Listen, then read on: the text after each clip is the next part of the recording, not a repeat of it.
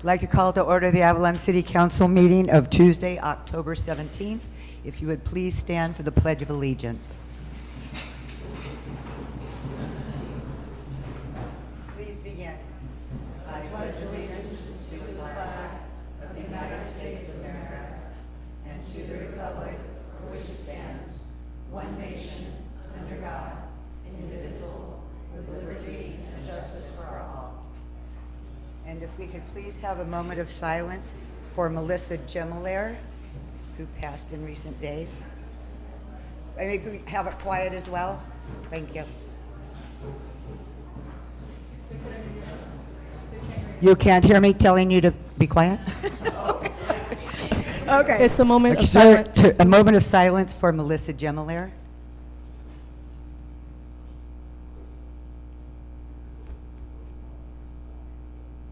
And let's please pray for peace in the Middle East.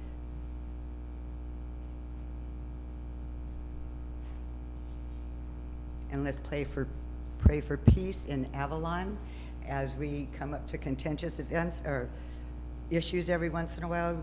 Please remember we are still a family, and we will be seeing each other on the streets every day. So even though some may have difference of opinions, please remember we are all part of this wonderful community. Thank you.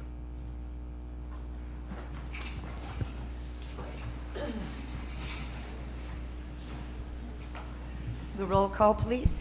Councilmember De La Rosa, Aye. Councilmember Lavelle, Here. Councilmember Schickling, Here. Mayor Pro Tem Ponce, Here. Mayor Marshall. Here. Do we have any announcements in written communications? As of 5 p.m. today, city staff has received 11 letters of support, 2 neutral letters, and 54 letters in opposition of the Catalina Island Conservancy's restoration project regarding the mule deer removal, and 1 letter requesting short-term rental updates at city council meetings. Copies will and have been and will continue to be distributed to city council and will be on file in the city clerk's office. Thank you. Department head reports?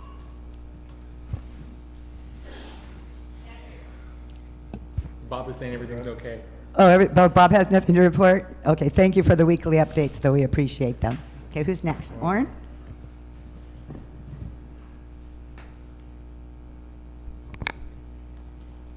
Good evening, Madam Mayor, members of the City Council. Just a short report for you tonight. Since my last report, Tuesday, October 3rd, Patrol moored 747 boats for a total of 2,620 nights, and Patrol responded to 2 medical calls, which one was minor. Patrol did 43 public assists that ranged from wrap-ups to assistance towing. Harbor warned and advised at least 19 individuals of municipal code violations and completed 109 security checks of the facilities and surrounding waters. Thank you. Any questions? Thank you, Orrin. Good evening, Madam Mayor, Council, City staff. Since our last meeting, we've had 76 observations made by the deputies, 64 calls for service. Of that, we had 1 arrest for drunken public, 1 for domestic violence, and a DUI arrest. Currently, we're working on a plan to kind of combat some of the bike issues we're having in town with the juveniles, and we've increased enforcement and working with the school to kind of get a hold of that. We're going to have also a helmet giveaway soon, so that's kind of the goal, to kind of get everybody involved. Excellent. Thank you. Any questions? Okay, thank you, Matt. And Good evening, Council, Mayor. I'm going to take advantage of the fact that our community is out big today, so I hope to see you guys all out this Friday for the annual Fall Carnival. This is a great way to celebrate the season and bring the community together. This year on Friday the 20th, the city will be hosting the event with CKV's Pumpkin Patch, the high school running the carnival games, information booths, and various food options.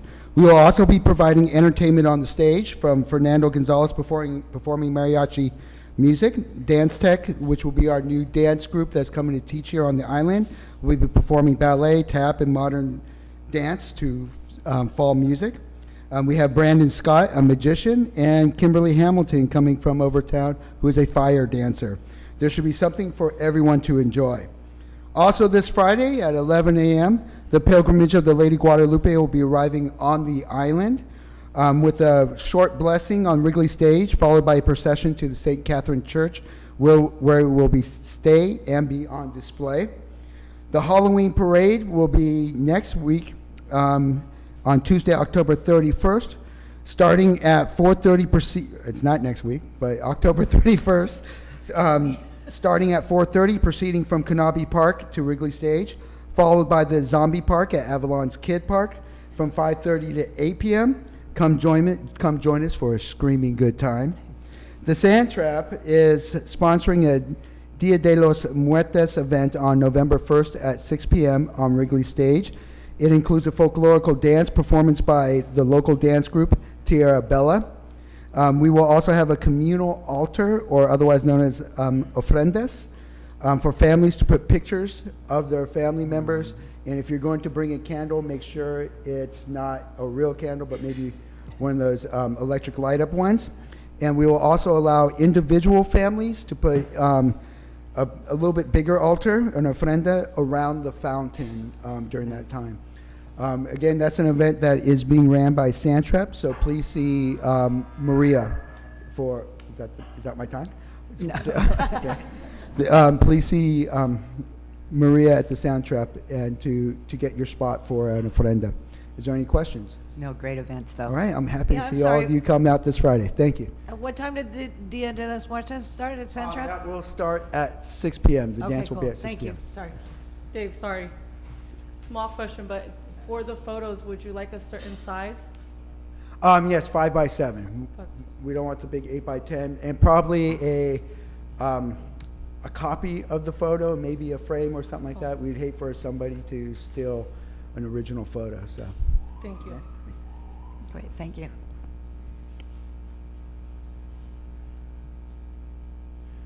Good evening, Mayor, members of council. Matt Baker, Finance Director. Just still working on the audit. We have auditors on site next week, so if you see some new faces in finance, that's probably who they are. Other than that, I just want to remind everyone in the public and council to speak directly into the microphone.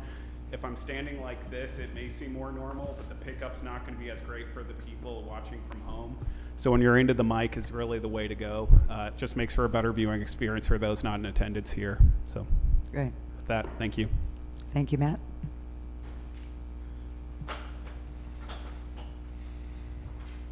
Good evening, Mayor, Council, City staff. Mike Walagria, Fire Chief. For September, since I wasn't at the meeting, I was at a conference. We had 88 total calls, 25 fire, 65 EMS. We're at about 930 calls for the year already. I could tell you we just had 4 in the last 30 minutes. And they're waiting to fly 2 patients. So I might have to leave in a minute. Other than that, any questions? We're hosting the Chamber Mixer on Thursday at the station. Sign up at the Chamber of Commerce. You can sign up online on Love Catalina. Yeah. Yeah. Okay, and are we okay from a safety standpoint with the way we're situated here? Everyone's, yeah, the chairs are good, but no standing. They have to go outside or in the lobby. Okay, alrighty, thank you. Thank you, okay.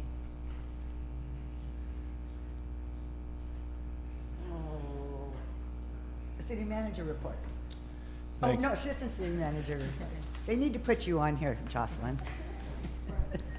All right, super quick. At the next city council meeting, I'll be presenting the results on the community survey. So just wanted to give an update on that. In November, our FOG inspector will be conducting grease inspections on all of our food service establishments in the city. We sent out notices. If there's any questions, go online to cityofavalon.com/FOG. That's FOG. In addition, I wanted to announce that the mayor and I last week, we attended an event at the Getty House in Los Angeles honoring U.S. Representative Nancy Pelosi and her years of service to this country. Last thing, October 21st at 9 a.m., there will be an island cleanup. Meet at Wrigley Stage if you're interested in volunteering. And that's it. For those of you who don't know, this is Jocelyn Francis, our new Assistant City Manager, so welcome her to Avalon.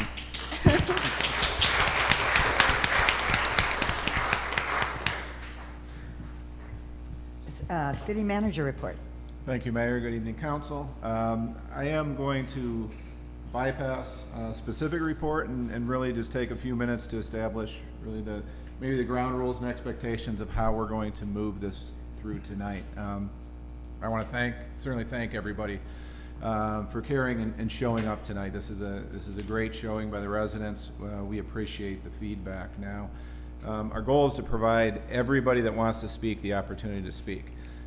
So in order to do that, we are going to stick as best as we can to the 2-minute per person rule. There will be a timer up there. I think it'll show on the laptop in front of you and will also show up on the screen. So if you could please pay attention to that and try to stick with that so everybody will get the chance. Once we arrive at the oral communications, we'll start with everybody in the room that wants to speak. You can line up form a line at the podium, and then when you're done, go back to your seat. When they're done, we will let the people in the lobby and outside know so they can come in to also have their opportunity to speak. We'll try to move everybody through because we definitely want everybody to give the opportunity to be heard tonight. So once everybody here physically present has had the opportunity to speak, we'll open up the microphone and go online, and we will do that. The information is online for people to raise their hand. Matt will run those folks through both on Zoom and on the phone. So hopefully, as long as technology is with us, we'll get everybody in there. And then finally, if any questions have been submitted on askthecityofavalon.com, they'll be forwarded to council and made part of the record. I guess my last item, I would just please ask all our speakers tonight on both sides, be respectful of this issue, challenge the idea, not the person. To the Conservancy representatives, thank you for being here. I would ask you to please listen to the residents as they speak before you. I'd ask you to keep an open mind to their ideas, their thoughts, their suggestions on this plan, and hopefully this is the start of the conversation and not the end, and we can keep moving this forward. So that's the only thing I had to add. And if anybody is trying to get on online, please keep raising your hand. We'll try to get to you if it's working. Thank you. Is there a city attorney report? No real report other than one. Can you hear me? I want to make certain that you can hear me. Yes. We can hear you. Okay, great. Just to note that the legislation has gone through on Brown Act meetings, and so effective January 1st, there will not be any ability to do remote meetings anymore without posting at each location unless there is an emergency. There currently is no emergency now, so we will not be making any of the AB 361 findings after the December meetings, and we'll go back to the way we used to have meetings prior to COVID, which is in person or at a different location where that location is posted on the agenda, and you have to post the notice at that location. That was very clear. Thank you. Appreciate that. Council member reports. I can go first. Let's see. Oh, I did want to remind everyone, we will be holding the Breast Cancer Awareness March at 1 p.m. on October 29th. We do ask everyone to please register, so we will make sure to have a booth at the Fall Fest. So if you'd like to stop by and register there. And I am also part of the group that will be dancing November 1st, so please join us to honor our loved ones. And my third thing would be, I was welcome to join our Avalon K-12 student site council. So I am excited to be a helping hand to our younger generation.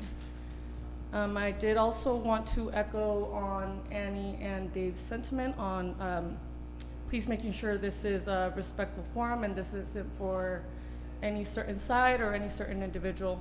I think we're a room full of adults, and like Annie said, this is a community full of family.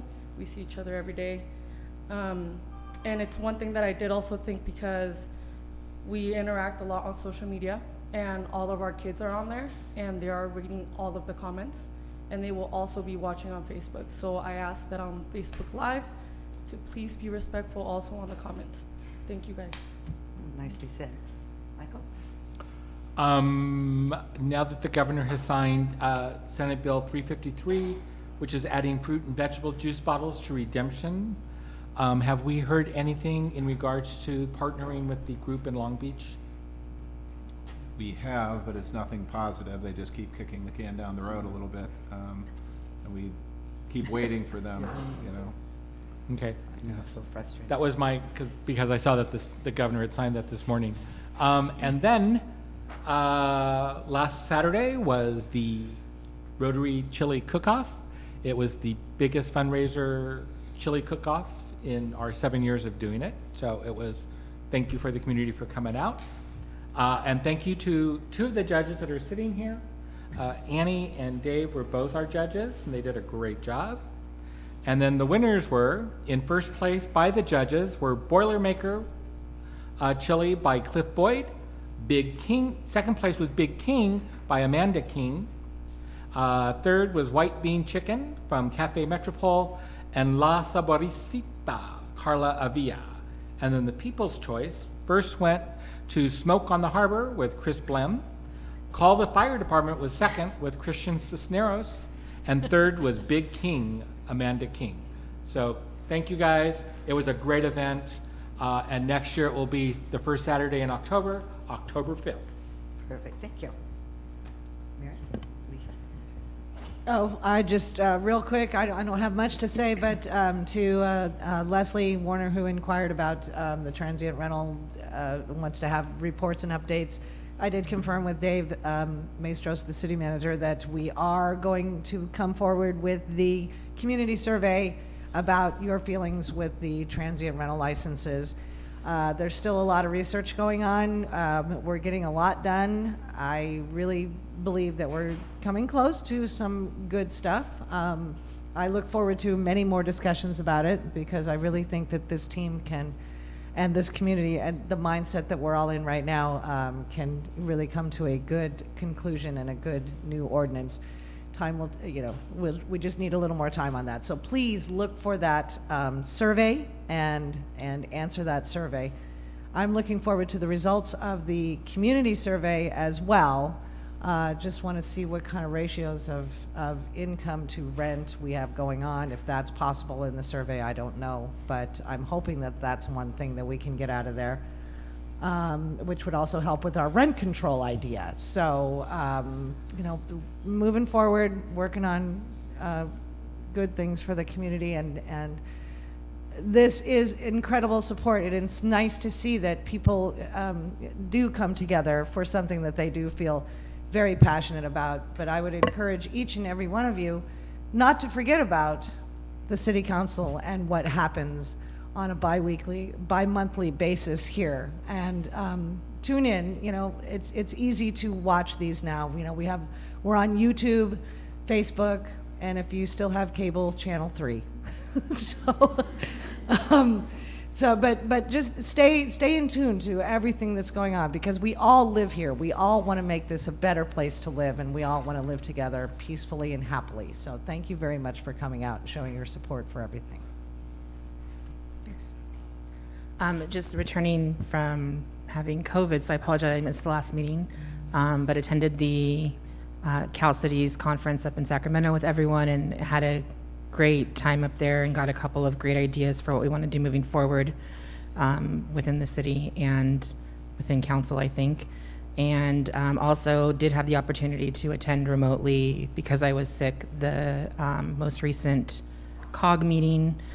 Gateway Cities COG is going after internet funding, which we also have been going after. So I know that Lance Ware is in the audience tonight. He'll be making a request of the community to fill out a survey online having to do with your current internet and cellular usage, broadband usage in particular.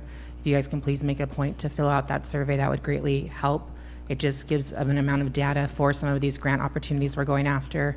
And he's actually gone after now. I think this one that we're working on now is the 4th or 5th opportunity that we're working on. So it's meant to benefit not just Avalon, but the entire island.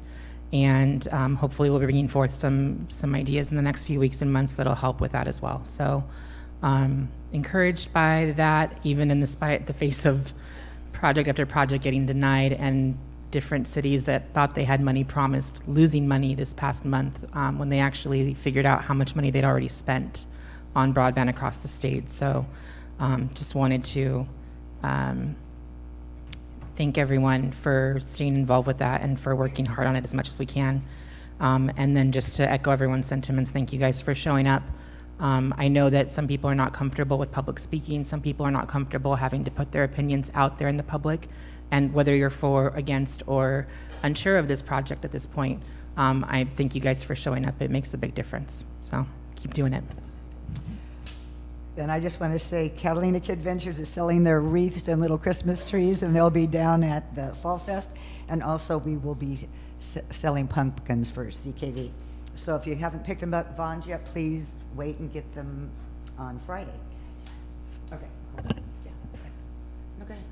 Just two other things. One, in support of the breast cancer walk that's coming up, fire department also has their pink ribbon shirts available for sale. So if you don't have a pink ribbon shirt yet from the fire department, please feel free to stop by when they're open and available. And then two, the museum is doing an event this weekend in honor of Jay Guyon.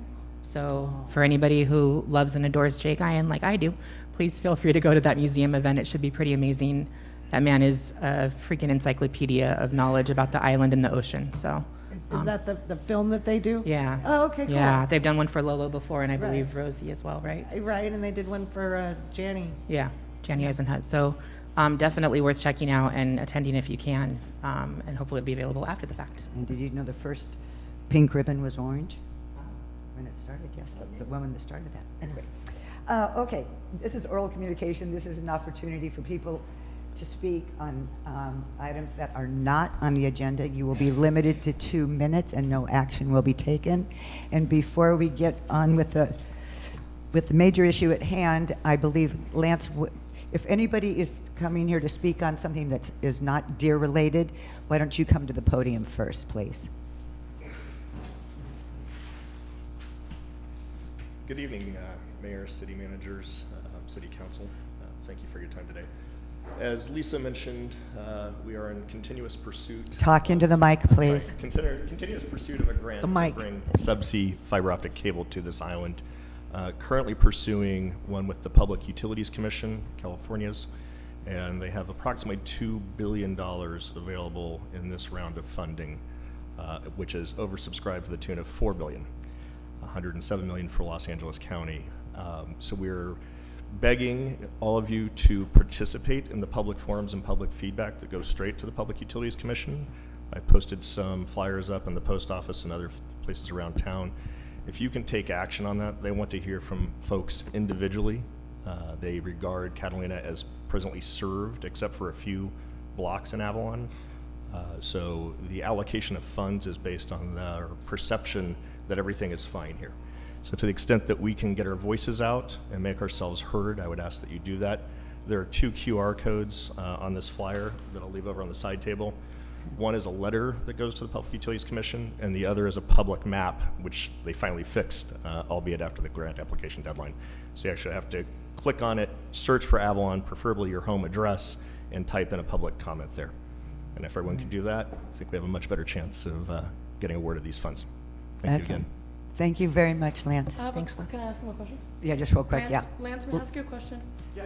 Within the same survey, is there a possibility of also using it to maybe hold accountable our provider? Yes. Okay. There are 2 sections. One is the letter that will go to Director Osborne for the Communications Division, and at the bottom of that form, you can write as long a form as you want. And then on the public maps, similarly, you can do that as well. And to your point, Yasina, the state and the federal government, the FCC, is going on data provided by the provider based on what they sell to you versus what you actually get. So any commentary you have on that is important, and I think the keywords from the PUC are reliability and or bait and switch. So I'll leave it I to appreciate that. Thank people you to so express their feelings. Thank you. Thank you, Lance. Any other Is there questions? No. Is there anybody else who wants to speak on an issue other than the deer? Okay. There's no Paul? No Paul. He couldn't find a chair. So now we will have a presentation by the Catalina Island Conservancy, and they're going to provide a broad overview of the restoration project. Oh, I'm sorry. Oral Dang. communication. I got so excited about oral letters. I knew things were going too smoothly. Okay, public comment. Anybody want to get up to the mic?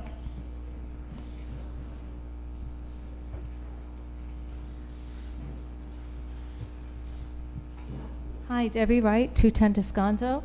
Let me start by saying how proud I am of our community. I am not going to speak tonight about the Conservancy. I have voiced my concerns by signing petitions, sending emails. I have also been very open about my objection to the inhumane slaughter of the deer on my social media platforms. Instead, I have a question for Scott, the city attorney. It is my understanding there is at least one person currently sitting on our city council that would like to see the deer eradicated within city limits of Avalon.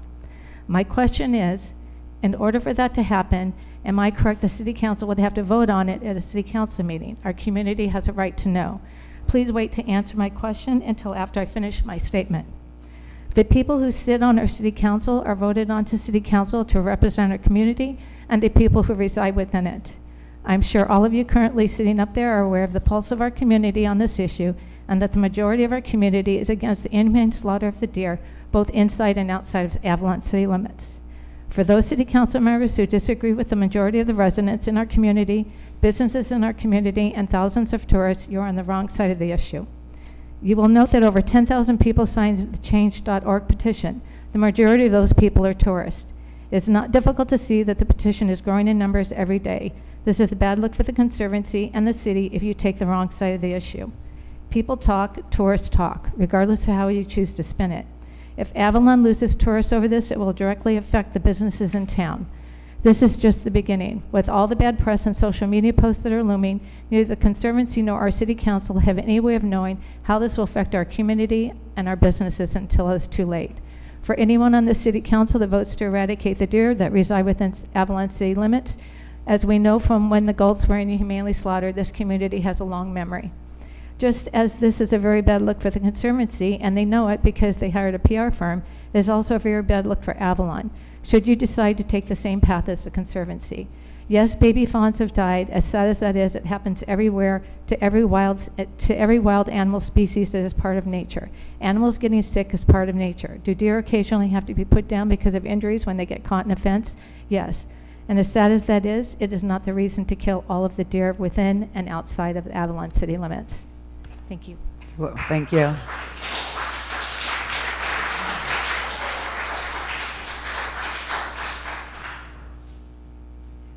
I'm not sure how this works, but I do have 5 people that are giving me their minutes.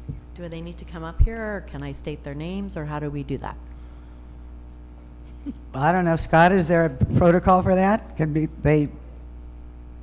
So first, as running the meeting, you would have to agree to that. And then if that's the case, then we need all those names in the record to make certain that those people have done that, and that later on, if she uses the 10 minutes, that they don't come up and speak, because that would give them essentially 2 bites of the apple. Okay. Of course, they are all here in the chamber, so Yeah, they they're just don't happy wanna to come speak. up and give their minutes to me in person. I just wasn't sure how to do that. So That's fine with y'all? Yes. do you want me to state their names, or? Sure. Okay.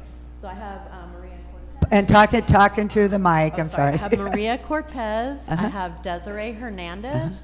I have Cindy Cassidy. Okay. And I have Mara Saldana, and I have Judy Rios. Okay, thank you. Thank you all for having us here tonight. I am excited for this opportunity for us to discuss this situation.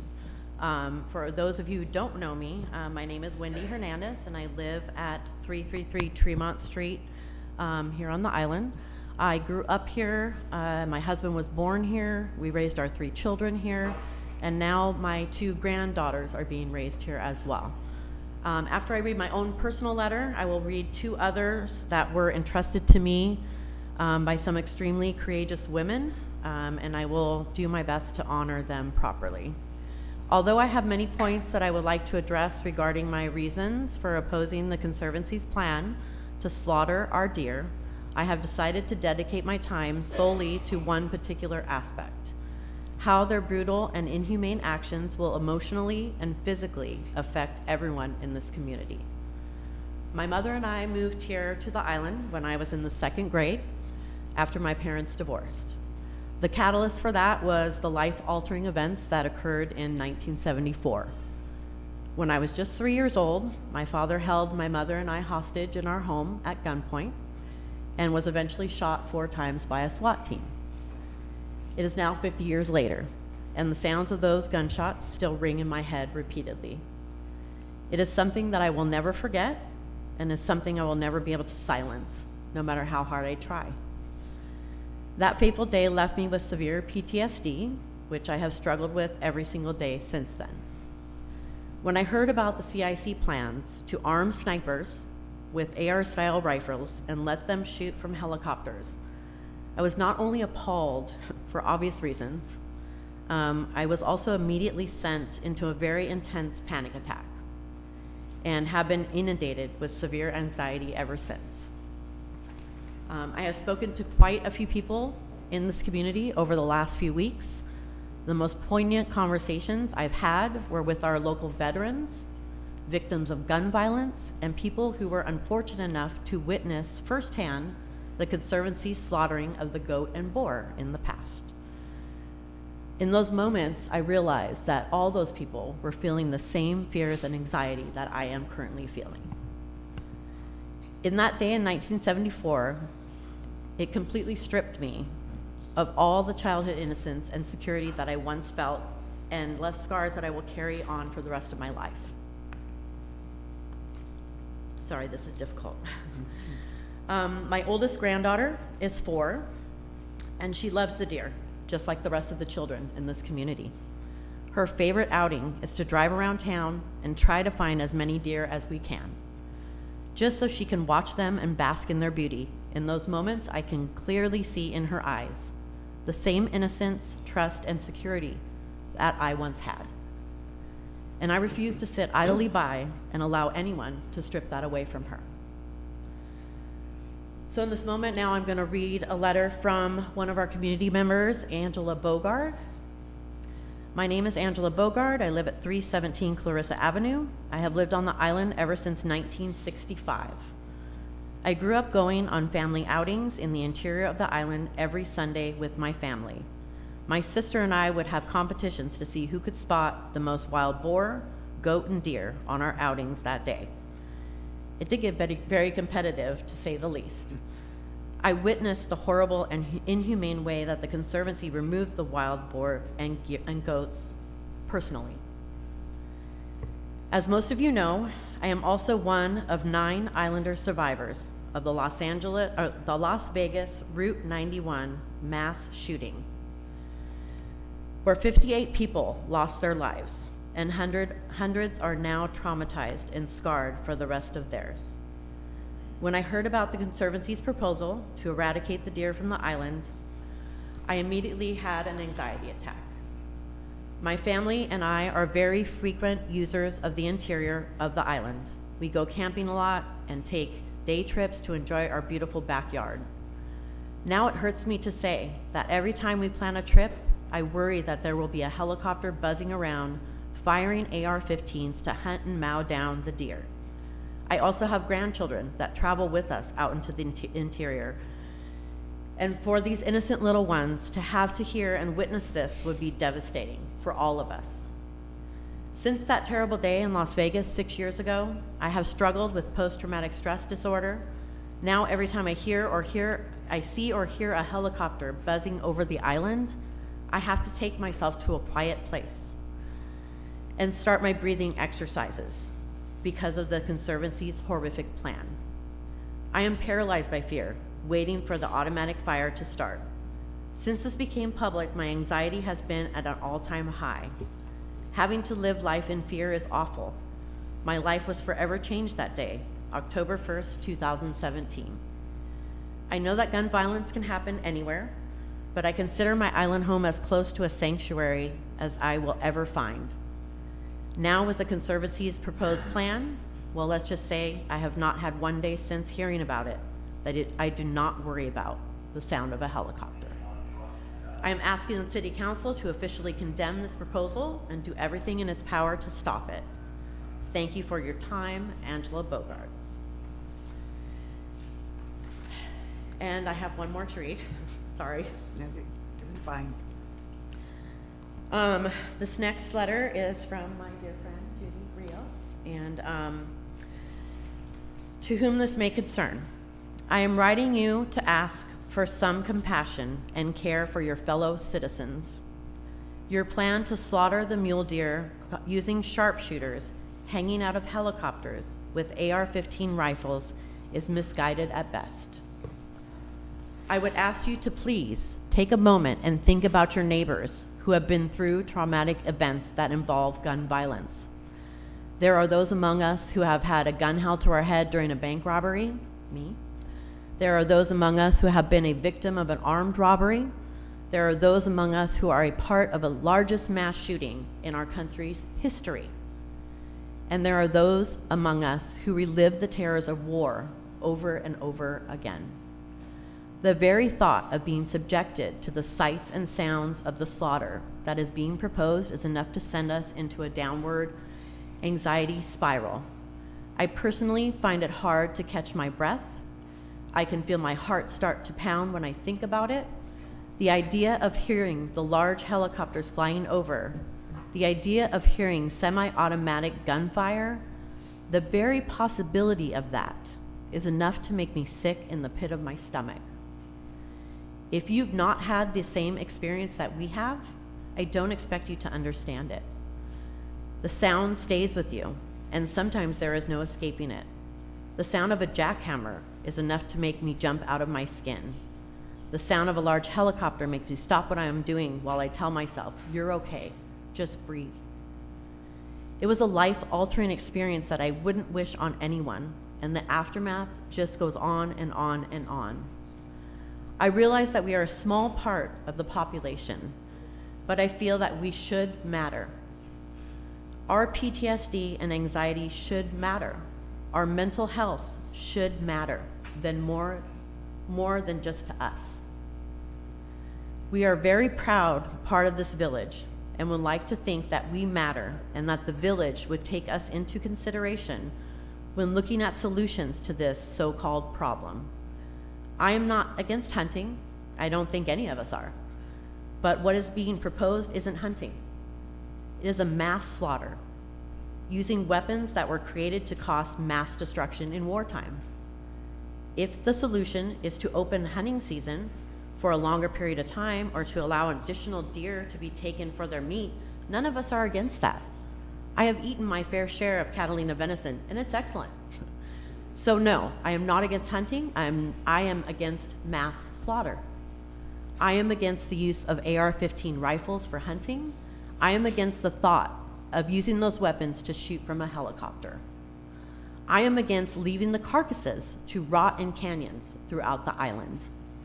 I am respectfully asking you to please reconsider your plan. There are other options available. Please explore them. So I would like to take a moment at the end of this, after those powerful statements from those two wonderful women, to thank Councilmember Sarah De La Rosa for taking a lot of time to have a meaningful dialogue with me. I appreciate her dedication to all of her constituents. And to all of you, I would like to say that I am aware that there were meetings with the Conservancy conducted with city officials as early back as June. And it's disappointing to say the least that we were not notified of this plan in advance and instead only found out by accident. I'm here to remind you all again, because I've written many emails, you all know that although you do not technically have jurisdiction over the Conservancy, which many of you keep pointing out to me, you do have jurisdiction over our town and the people that reside here. It is your job to listen to our concerns and to voice them on our behalf. We elected you to fight for us, and anything less is unacceptable. In closing, I would like to say this. For decades, we have been subjected to the Conservancy's lies and inhumane actions, while also having our voices completely discarded or even silenced. We are here today to say we have had enough. It is time for our voices to be heard loud and clear. This community will no longer stand by and allow a small group of individuals who have no regard for our concerns or even our safety at this point to be allowed to have completely unchecked and unilateral power in making decisions that affect every single one of us, including all of you. I have always known, just to see all the people turn out really fills my heart. And I have always known how blessed I am to live in such an amazing community, but I can honestly say I've never been more proud than I am today. Thank you.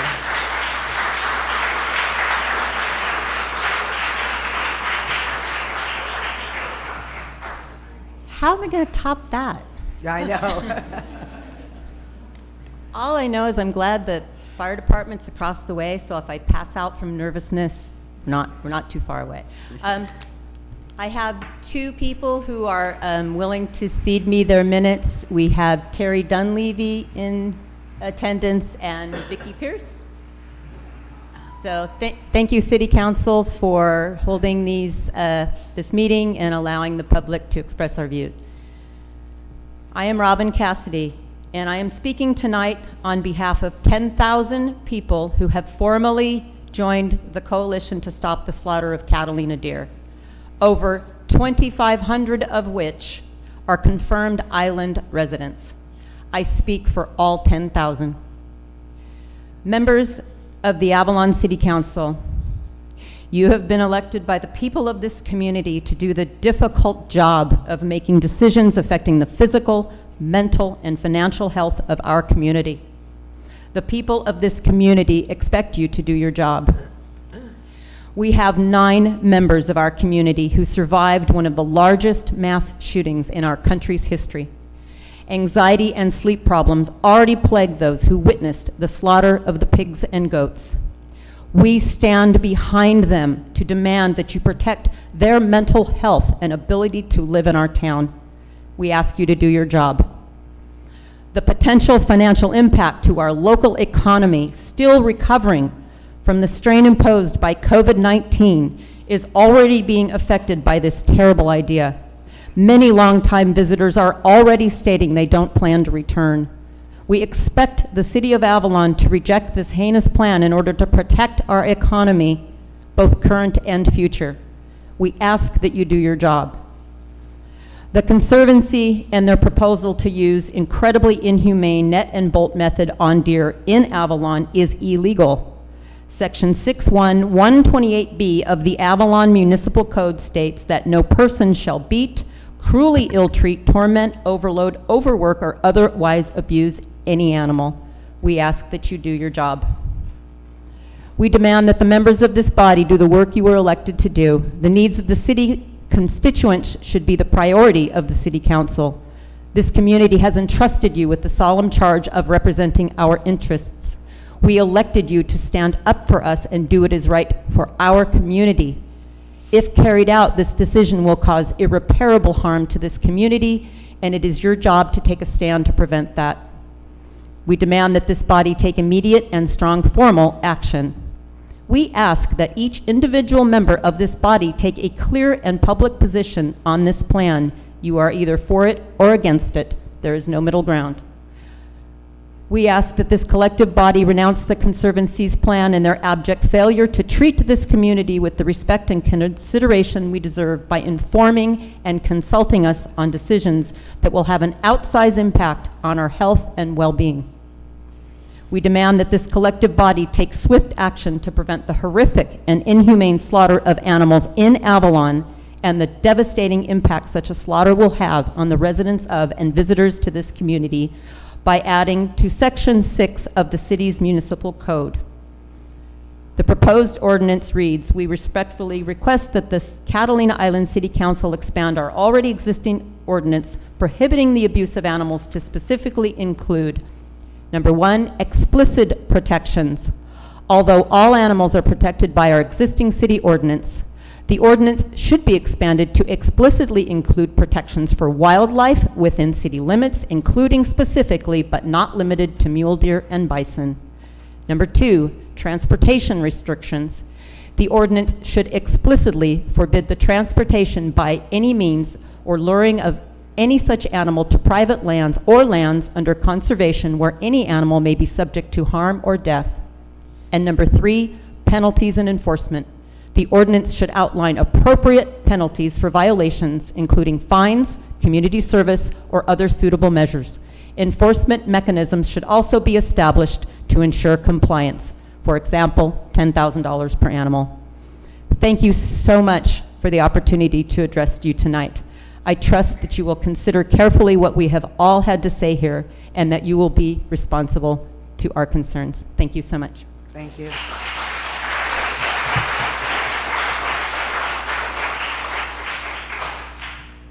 My name is Cheryl Allison, and I am here speaking on behalf of the Catalina Island Humane Society and all those who oppose the slaughter of Catalina mule deer. The Avalon City Council may believe that they can be neutral and that they have no input into the Conservancy's plan to eradicate the deer. However, that is just an assumption.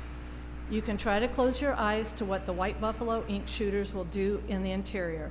Try to keep from imagining the horror of terrified deer being stalked and shot from helicopters. The injured, mutilated, wailing does, small defenseless fawns, and magnificent bucks left on the ground to suffer inhumane, torturous deaths. How are you, City Council, going to answer for all the deer that are not outside City of Avalon boundaries? According to a 2021 study by UC Fullerton, there are more deer within city limits than there are in the interior. How do you plan to address this fact? White Buffalo Inc., as described in an article by the United States Humane Society, proposes to, quote, net and bolt, unquote, method of execution. Following is a quote from an article explaining the technique. Quote, groups of deer are lured into an area with bait, captured in large nets, then as they scream and struggle, breaking legs and antlers, in their panic to get free, they are shot in the head point blank with the same kind of bolts used in the slaughterhouses. With thrashing deer, this may take several tries, end quote. Let those images sink in. Legitimate ethical hunters have standards and laws which they are held to and follow.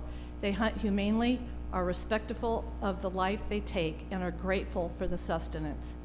Many hunters agree that White Buffalo Inc.'s methods are deplorable and despicable, and under no circumstances should the word hunting be used in connection with these methods.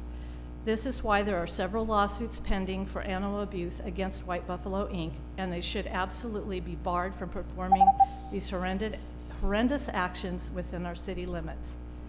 When the time comes for you, City Council, our elected officials, to make this decision, we hope you will listen to the people whom you represent and not allow these atrocities to happen in our hometown.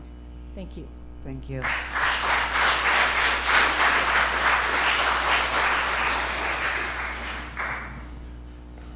Hi, my name is Iris Tyler, Cabrillo 18. Please excuse me because I am really bad about talking in public. But shoot, just lost my page.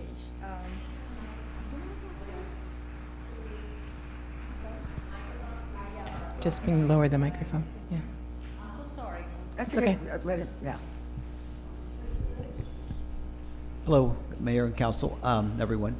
I'm George McCormick. I live on Catalina Island.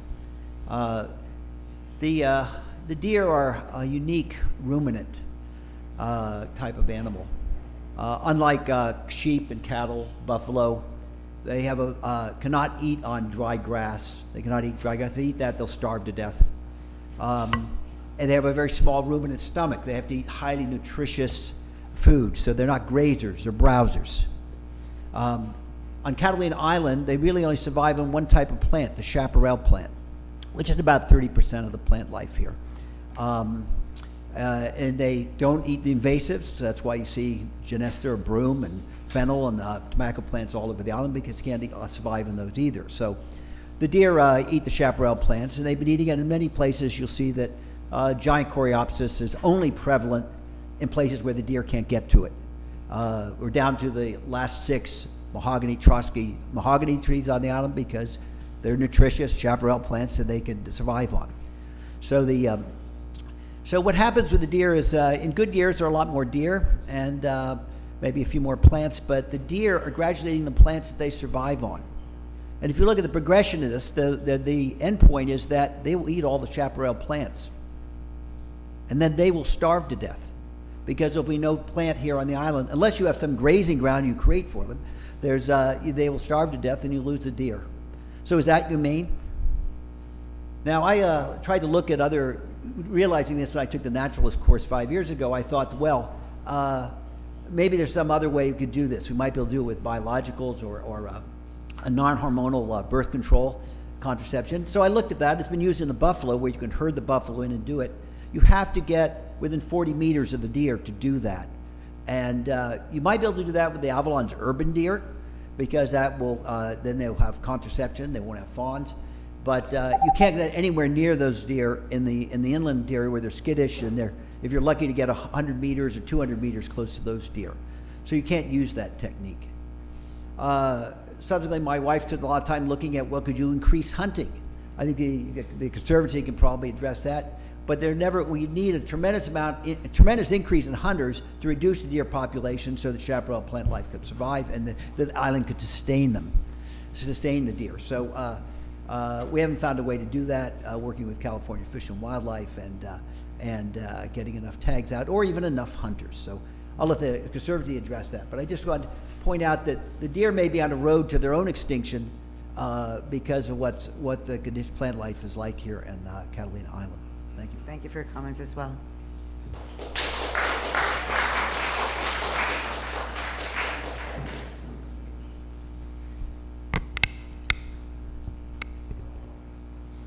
I don't think we should kill the deer because they don't have anything to fight back and they are innocent animals.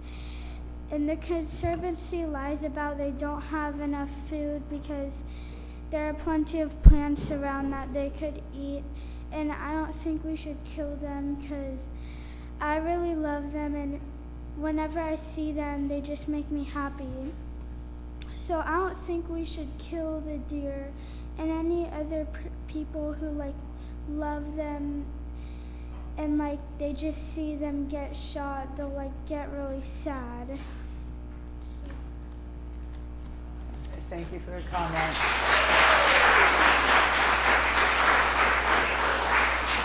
Well, Iris, there's somebody at the podium that's shorter than you. I'm ready, Annie. I make it short, I promise. No, sure. Okay. The reason why I'm here is I am one of the few unlucky ones who witnesses when the removal of the goats and pigs. I don't ever want to see anything like that, especially with the entitlement of the Conservancy in those days when they were, and I'm not going to call them hunters, they are mercenaries. On the road at the same time that the school bus was transporting kids back to the Isthmus or from the Isthmus into school. So, and when I asked, I was told, we own the road. If you don't like it, put your child in a boat. And I want to clarify, they don't own anything. That land was close to them. They don't own it. And I'm sure Mr. Wrigley, Packy, Blanche are turning in the graves right now. We would love to see the Conservancy to understand the love and respect that we feel for our island and the wildlife. Let's put a scenario. I think that it is worrying is if we, I hope not, never have a big catastrophic thing happening before, and we were cut totally off the mainland, we had a better chance to survive if we have goats, pigs, and deer. I'm not against hunting. I used to hunt myself. I'm against mercenaries.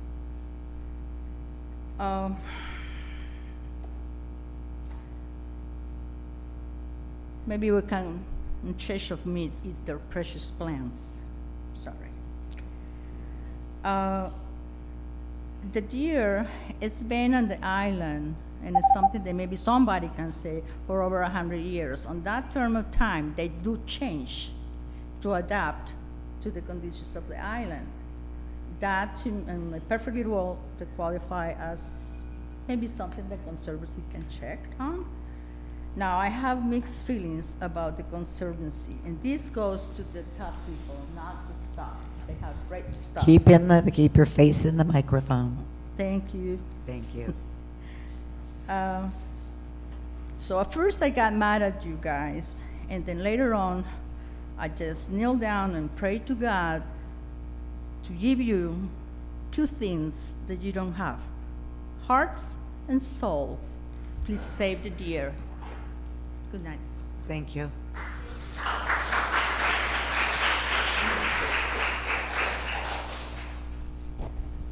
Thank you for the opportunity to comment tonight. My name is Aaron Kreisberg. I live over on Whitley. Only been there for a little bit, but I'm happy to talk to anybody who ever wants to speak with me.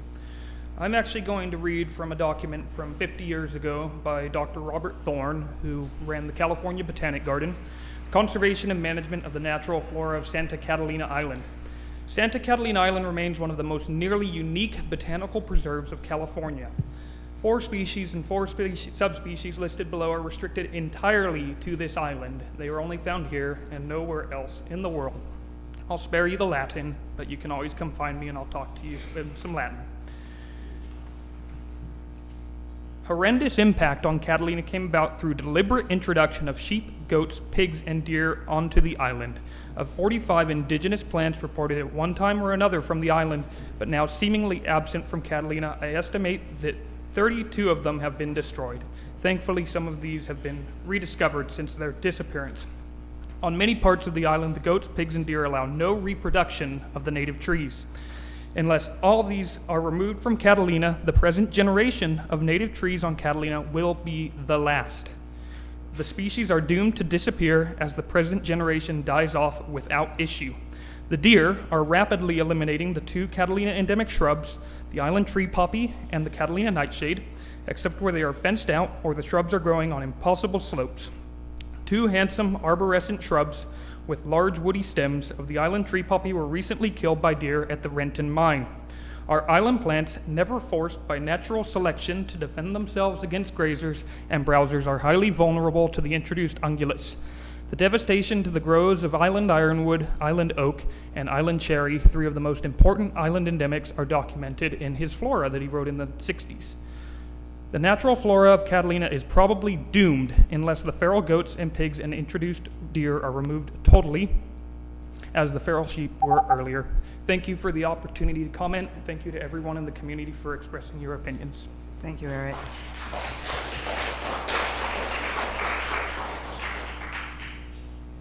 Hi, my name is Bree Bassard. I'm a resident of Catalina Island. I own a fishing and tour charter company, and I'm the mother of 3 young children. Like many others in this room, I'm fired up and disgusted with the decisions that the Conservancy has chosen to make without the regard of the citizens of this island. Some of the plants that you're working so hard to protect that are more valuable than wildlife are not even native to this island. You have stated in multiple interviews that hunting has not been a sustainable way of managing the deer populations. If this is true, why did you change your tag exchange program about 2 years ago, only allowing 2 doe tags instead of the previous doe and either sex tag, unless you are with a guide, spending thousands of dollars, or are a resident of this island? Obviously, this change would make hunting on this island undesirable and skew your data in your favor. I believe that you have been working silently on this for years to try and justify your reasoning of playing God. You throw around the words science and invasive species, trying to justify a mass slaughter of the deer. Well, here's some science for you. Our deer do not carry any diseases and spread the seeds of your precious plants over the island through their expelling. The bison, who are known for attacking people, get a stay and are treated humanely because they are your cash cow. You have spent tons of money shipping the aggressive ones off, and in 2020 published an article stating your plans to bring over more just to boost the herd. Those of you at the top making this decision, I do not believe have even lived here for a solid year. You have no idea the impact and the trauma that you are inflicting on the citizens of this island, and you will not even be here to see the dust settle. I've had many friends over the years that have worked for the Conservancy, and I'm well aware that most of you here are here as a stepping stone in your career. You come here, try making rash, ego-driven decisions that look good on your resume, and then you leave. You should be ashamed of yourselves. You are not going to be the ones wiping the tears of the children of Avalon in the aftermath of this atrocity, and you are not going to be the ones putting food on our table once you drive visitors away from all of our businesses due to the bad PR. You still have time to rescind your application to the Department of Fish and Wildlife and not let history repeat itself. I implore you to do the right thing and listen to the majority that are against the slaughter. Thank you. Thank you.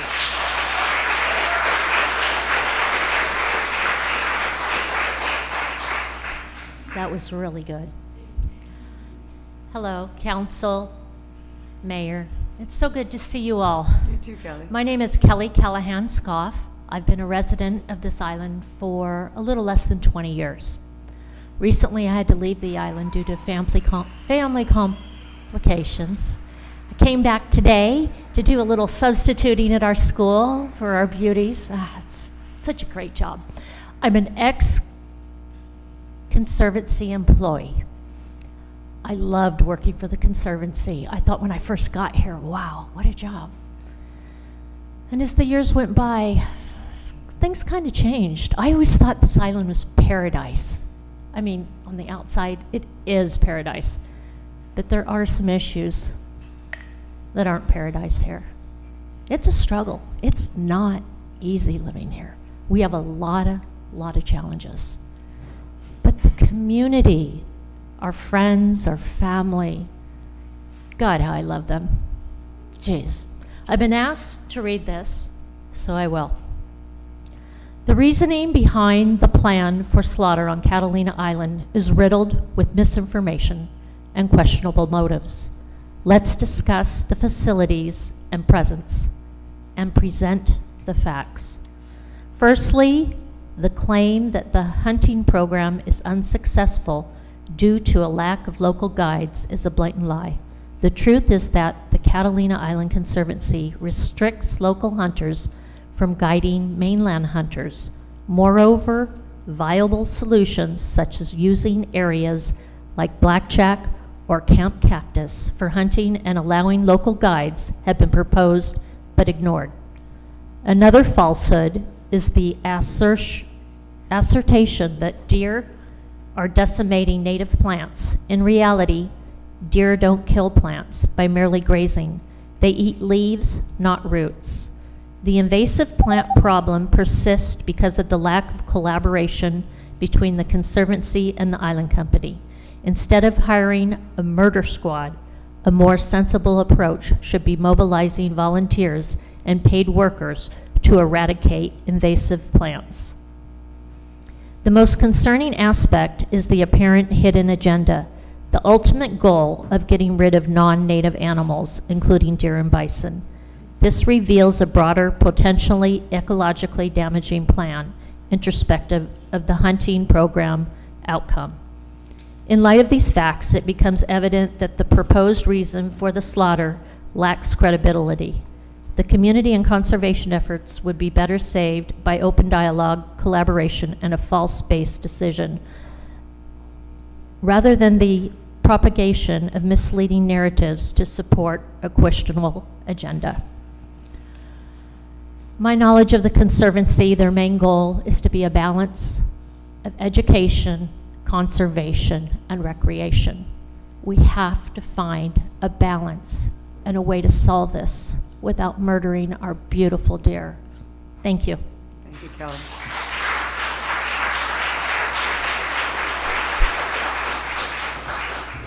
Hello, Council and the City of Avalon, everyone I call my neighbors and home. My name is Kevin Allison.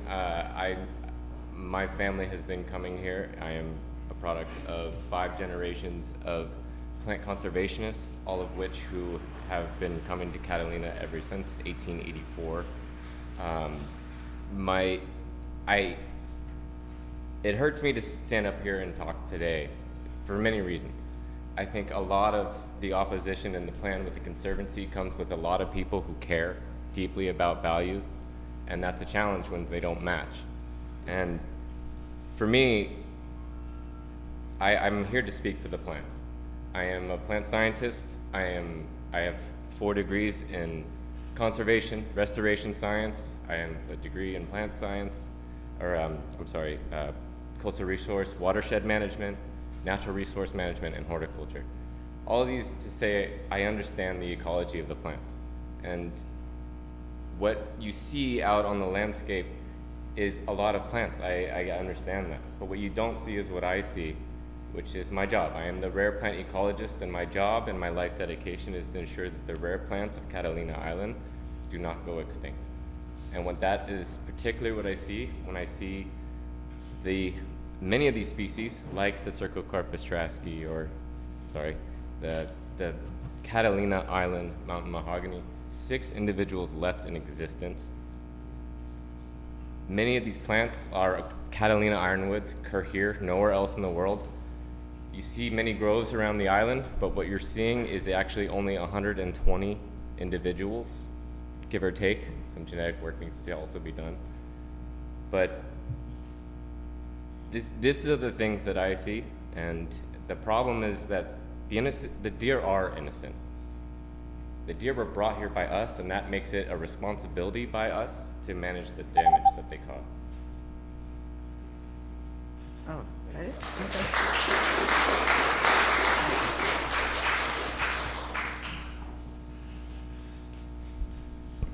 Hello, Mayor, City Council. My name is Mackenzie. I've been a resident of Avalon for a little over 2 years now. In this time, my primary role on this island has been as a wildlife biologist. I've been doing this for about a decade now, and my background is primarily in population dynamics of ungulates, which is a fancy word for hoofed creatures, which include deer. And it was hard when I first started this job in 2021, when we were still in a really bad drought, to see the extent of starvation and suffering of the deer that are happening on this island. It's not an easy place to live for deer. It's not where they're meant to be. They have no natural predators. And we are not, it is a difficult decision to see what is the most humane response that we can have in this moment. And unfortunately, it is to remove the deer from this island. We've looked at all options, and things like removing them and putting them somewhere else will often cause a huge amount of death over days from stress, because deer cannot be moved. We already have the longest hunting season in the state, and so we don't have many other options. We are not the only researchers or islands who have come to this same conclusion. They've also done this on the northern island and in other places in California. And so the most humane thing we can do, while it is the most difficult, is to eliminate the deer, to remove them, and pave the way for a healthier island that's more sustainable, one that has a proliferation of plants that we've heard people talk about, but those plants don't live in a vacuum. They provide habitat for birds, for bats, for pollinators. The diversity of wildlife that this island can sustain is limited to only a fraction, while we have these non-native ungulates. And so while it is the most emotionally difficult decision, it's one that we must make for the future, for the next generation. Thank you. Thank you.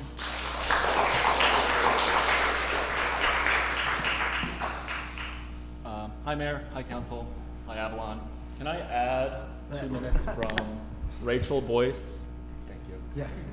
Rachel Boyce, Lauren Rochelot, and Rebecca Rudy. I have some letters I'd like to read into the record, but also just on a personal note, I'm a recent resident to Avalon and Catalina. I've been here for about 2 years. So while me and my coworkers might be new, the issue that we're speaking about and the solution that we're proposing is not. And the letters that I'm about to read kind of speak to that. They are from experts who have tackled similar issues elsewhere in the world, including the Channel Islands. The first one is from Robin Shea. To whom it may concern, I am writing in staunch support of the current efforts by the Catalina Island Conservancy to remove deer from the island. The presence of the deer has been a long-standing concern, frustration and struggle in managing the restoration and conservation of the lands with which the CIC is charged, and that countless people hold dear. Having worked on Catalina Island from 2006 to 2010, conducting invasive species control and eradication as well as trapping island foxes for 5 seasons, I have seen firsthand the devastation the deer have caused and the poor health in which they constantly struggle to maintain. I have also seen the countless vehicle strikes killing deer, visitors using them as stage props for their children to take photos, as well as deer coming into Avalon to eat people's landscaping. It is well known and documented that the deer were introduced to the island by the California Department of Fish and Wildlife for the sole purpose of hunting. That's correct. In short, they were introduced with the sole purpose of being killed. They are not native to the island. On the mainland, deer populations migrate throughout the seasons looking for food in climates that are more tolerable. They do not have this option on the islands, which is a major reason why they cause so much damage and why they are starving to death. Other Channel Island land managers have been successful in removing non-native ungulates, and the responses of the island vegetation has been astoundingly dramatic. Santa Rosa Island is the most recent success story in the archipelago on this front. Deer are also one of the major contributing factors of tick presence on Catalina Island, which also poses a human health concern. Ticks are known to carry Lyme disease, recurring fever, and other virus loads that can cause long-term health challenges for residents and visitors alike. Given the opposition related to deer removal for Catalina Island specifically, Catalina now has the highest number of listed plant species in all of the Channel Islands. These are plants that don't occur anywhere else and should be valued by those visiting Catalina, and more importantly, those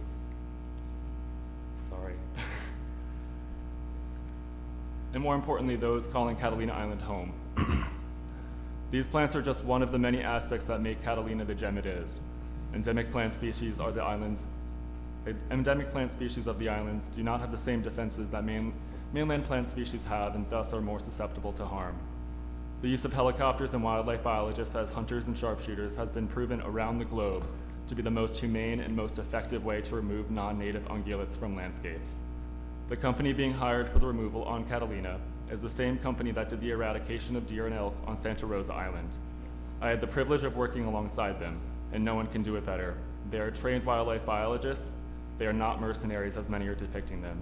Utilizing helicopters is the surest way to remove the animals in the most efficient and most humane way possible, which will ultimately cause the least disturbance for residents and visitors.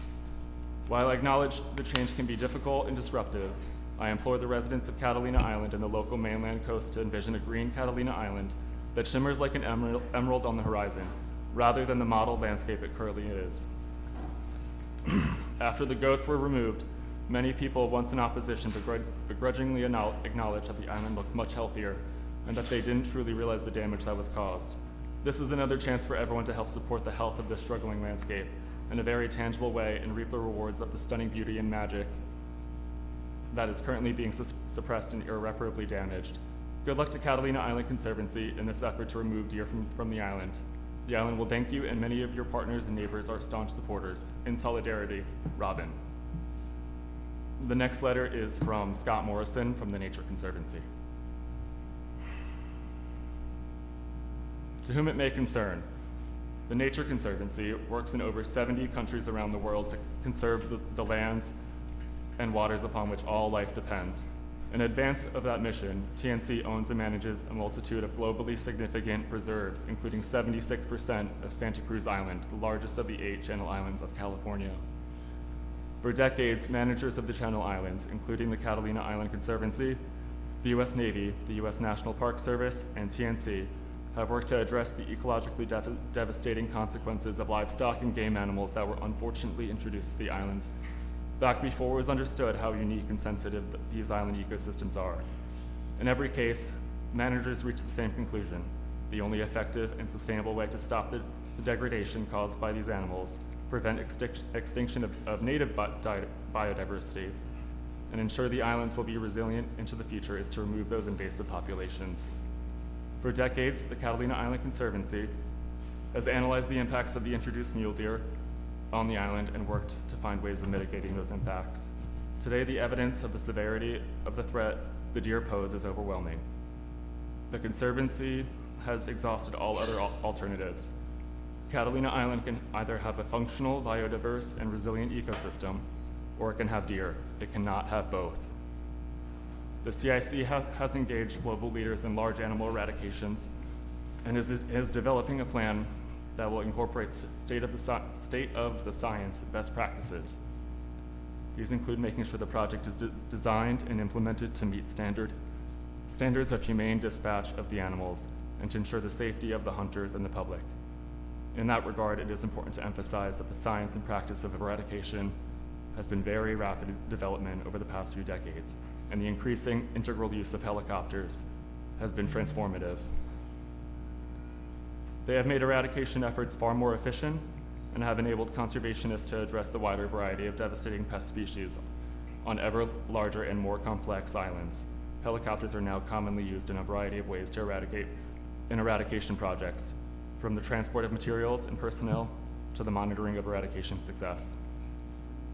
One critical benefit of helicopters in the eradication project is that the way they can improve safety for the eradication team. Island terrain is often remote and rugged, and the helicopters can provide a safe mean of accessing sites that would otherwise be impossible or dangerous to access. Another key benefit of helicopters is that they can enable a project to proceed more quickly, which can dramatically increase the likelihood of the project's success. Eradication can only succeed if they outpace reproduction of target species. Completing eradication quickly reduces replacement and therefore the number of individual animals that need to be dispatched.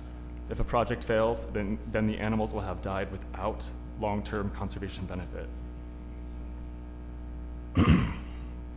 Another critical and perhaps counterintuitive benefit of using helicopters in projects is that require hunting large animals is how, with skilled professionals, the use of helicopters as an aerial hunting platform can increase the humaneness of the overall operation. Precision shooting is recognized by the American Veterinary Medical Association as meeting the standards of euthanasia for wildlife. Skilled, disciplined markspeople in helicopters can minimize the amount of time that an animal is aware it is being hunted, and with precision shot, greatly reduce the risk of stress and suffering and wounding and escape. An exceptionally qualified team hunting from helicopters can be a highly effective strategy for reducing risk and increasing efficiency of the eradication effort, enabling a conservation manager to also achieve its animal welfare objectives in the effort. I know I'm out of time, but I have a couple more paragraphs. Is that okay? Sure, or else somebody else can read it. I could take Chris Young for 2 minutes. Yeah, just come up and read the rest. And Whitney Latour, or Whitney Latour, sorry. Helicopter shooting is recognized globally as a methodological best practice in large animal eradication projects. There is a robust scientific literature documenting this. Helicopters were used on a variety of successful recent large animal eradication projects in California, on the California Channel Islands, including a very high-profile project of the National Park Service and the Nature Conservancy. For example, aerial shooting was integral to the success of the feral pig eradication project on Santa Cruz Island in the mid-2000s. That project was one of the most rapid eradications of its kind, and upon its completion, managers were at last able to redirect their attention from managing an ecological crisis on the island to restoring and stewarding its extraordinary natural and cultural resources, many of which occur nowhere else on Earth. With all the invasive introduced mammals removed from the islands, the endemic endangered animal fox, the endangered fox underwent the fastest recovery and delisting of any mammal in the history of the Endangered Species Act. Next month, managers will be celebrating the recovery and delisting of 2 soon-to-be formally threatened and endangered endemic plants. Eradication of invasive animals works.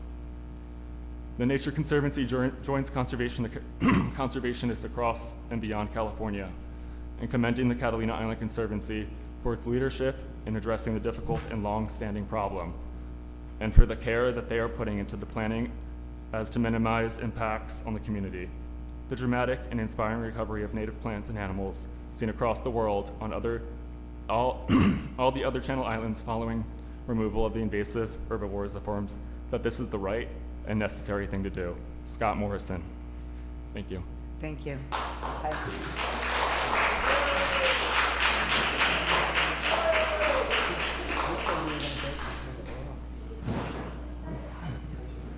They'll reset it.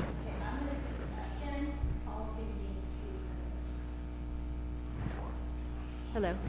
I'm going to read a letter from my cousin, Colleen Cosenza, who couldn't be here tonight.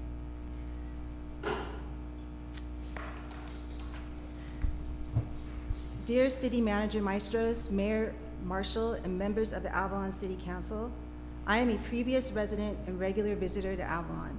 I was raised on Catalina, and my family has been on the island for 6 generations. I am writing this letter to state that I am opposed to the Catalina Island Conservancy plan to eradicate the mule deer on the island. I personally saw the slaughter of the wild goats and pigs during their eradication in the early 2000s, and it was extremely inhumane. They had helicopters fly over with people shooting the animals from the air and letting them lay dying and agonizing and grisly death. I saw many carcasses while hiking with my small children. Trying to explain to children the lack of concern and compassion for the life of the animals was very difficult. While there is an understanding that this situation has grown, primarily because of a lack of proper land management by the Conservancy to implement an adequate hunting program to mitigate the increase in the deer population. I feel there is a better and more humane way to handle this issue if given more consideration. I feel that the Conservancy, if they care at all about the island and the community that it inhabits, can establish a better thought out plan to utilize the island's local hunters and establish a more accessible hunting program that could help keep the deer numbers down without completely eradicating an entire species that has been a part of this island for nearly 100 years. The main job of the city manager, mayor, and council members is to represent the community as a whole. Your constituents are begging you to speak on their behalf. I spent this last weekend on the island speaking with many of the current residents, and it is quite evident that the majority of the community is not in favor of this proposed mass slaughter of the mule deer population. It is my understanding that part of the Conservancy's plan includes trapping the deer within city limits to transport them to an area where they can be killed. The community does not want the city to allow this to take place. Please represent your community with dignity and consideration and do not allow this to happen. The Conservancy does not have any jurisdiction within city limits, and for the representatives of the city to allow this to take place would be an absolute complete travesty. While I understand that the deer population needs to be reduced to an adequate number, another concern is if there are no animals left to graze the hills and naturally keep the vegetation under control, we are putting this island and subsequently the city of Avalon at risk of mass wildfires. I implore you as city representatives to do your job and protect the city from this threat. I just returned home from attending the golf benefit at Catalina Island Golf Course for those who lost everything in the fire that wiped out Lahaina. Please don't be part of putting Avalon at risk of the same thing happening on our island. Thank you for your consideration, Colleen Cosenza and family. Thank you.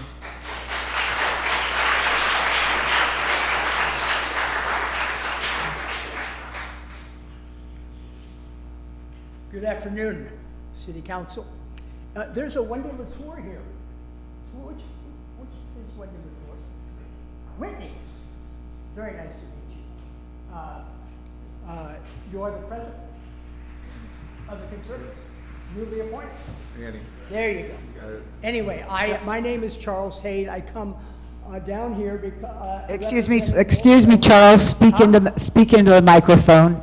Pardon me. Speak into the microphone. Not loud enough. Well, Sorry. When you turn Oh, around. no, I'm sorry. I represent my mother-in-law, who's 99 years old, Corrine Hardcastle. Jack Hardcastle used to own the sand trap. So that's how long the family is here. I am newly to it. I'm recently retired in Catalina, been coming here for years. Anyway, that's who I am. It seems to me that we are involved in a Excuse me, real talk moral and into the mic, not to the Oh, I'm audience. sorry. A moral, I should know this. A moral and spiritual dilemma here.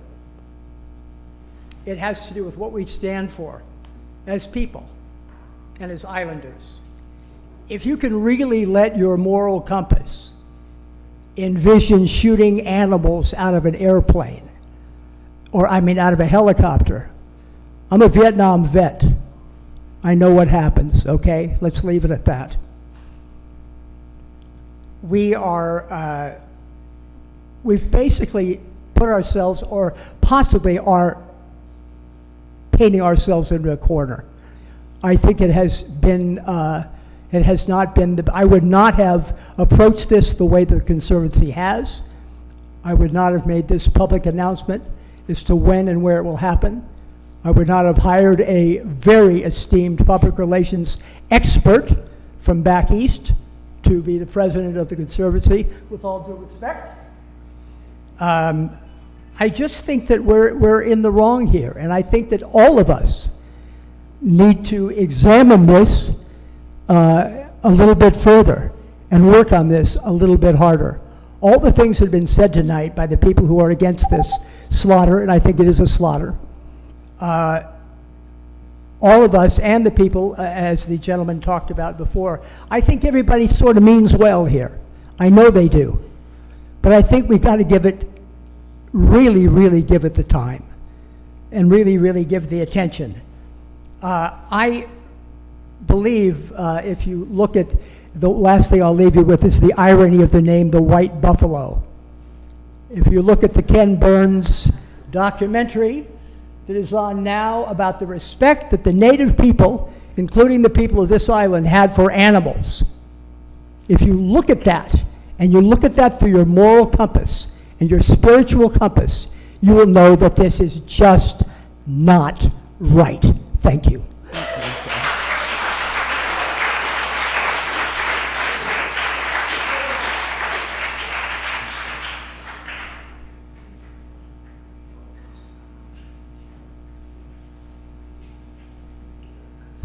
Hello, Council. My name's Daniel Feltz. I'm a lifetime resident of the island. I just want to thank you guys for allowing us to come up. I think it's really important that the public realizes these people that came up and talked to us, they're all being paid. They are all being paid from the Conservancy.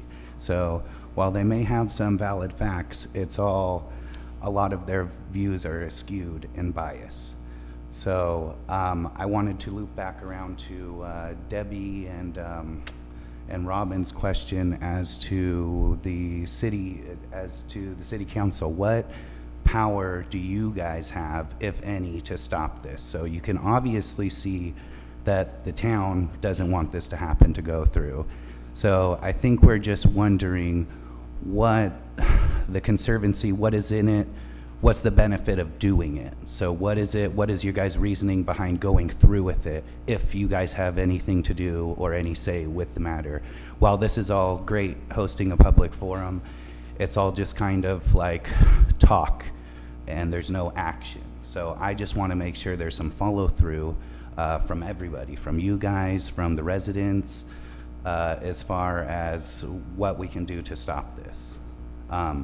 I did want to point out an interesting fact. So as of July 2023, 31 states have been, their deer population have been affected with chronic wasting disease.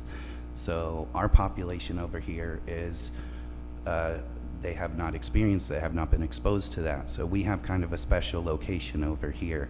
So I think our population is worth trying to save and worth trying to keep.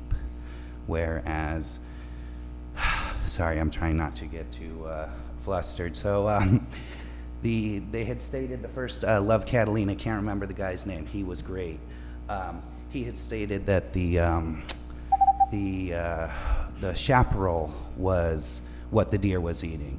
And the Conservancy immediately contradicted him and saying they're eating all the invasive species and they're destroying this and that. If there's 6 known ironwood or mahogany or whatever it is, can't you just put a fence around that? That kind of seems like a Conservancy issue where, like, I'm not a genius, but I would kind of protect those 6 and kind of make it so the deer can't get in there. It's not science, but an easy fence or something can do to protect those. I understand some of them could be in rugged areas, but just a lot of their views are biased, and I just think that's important for the public to know and recognize. And once again, circle back around to what the council members can do for this problem, if anything. Thank you for your comment today. Thank you.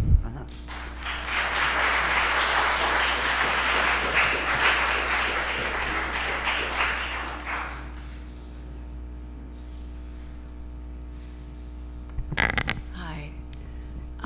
Thank you, City Council and Madam Mayor, for being here and listening to us. I think from what the majority of people have said tonight, the majority of us are against the slaughter of a species that are very dear to us. I'm not negating or mean to make light of the importance of the mahogany plants or the whatever. I'm not a scientist. I don't know anything about the particular plants on this island. I just know if you've been inland this year, this island has never looked more beautiful. It has never been more green. It's never been more gorgeous to everyone who sees it. I've also talked to various people who live inland. They don't seem to think there is the amount of deer that the Conservancy tells us there is. I have a problem. I have a couple of problems. One, this was virtually sprung on all of us. All of a sudden, although there were rumblings, all of a sudden we hear that the Conservancy has filed a petition with California Fish and Wildlife to eradicate an entire species on our island. The problem with that is there was no notice or opportunity to be heard. There was no due process given. The people on this island are entitled to have their own lawyers and their own scientists and their own people file their own response to this petition. Because I have no doubt that if California Fish and Wildlife were to grant this petition, the Conservancy would start the slaughter immediately. This is a very black and white issue. You're either for it or you're against it. But we have an opportunity to have our side, our people count the deer, if you will, or at least look at the facts. I'm told that the Conservancy provided photos to the California Fish and Wildlife that were taken in 1997. Some photos were taken of the area harmed by the fire. And all of this was blamed on the deer. We all love the deer, that's very clear. And I feel that we deserve time.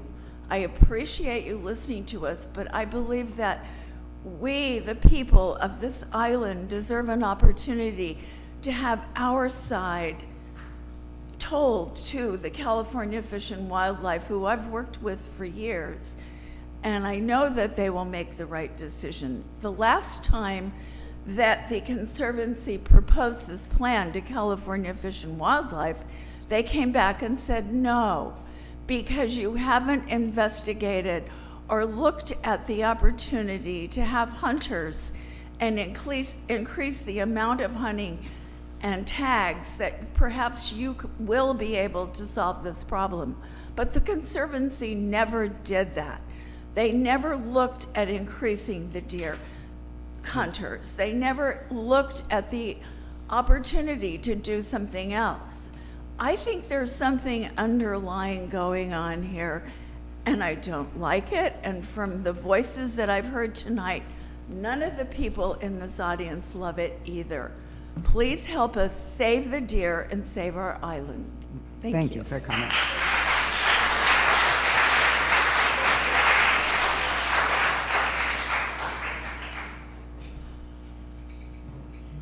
What a pleasure to be here and talk with you. I was not actually planning to do this. My name is Brent Humphreys. I've been frequently, I have dry mouth. I haven't had anything to drink in like 2 hours. I public speak, I do TV and radio. I don't know, my mouth won't open. Very good. Some people are saying amen.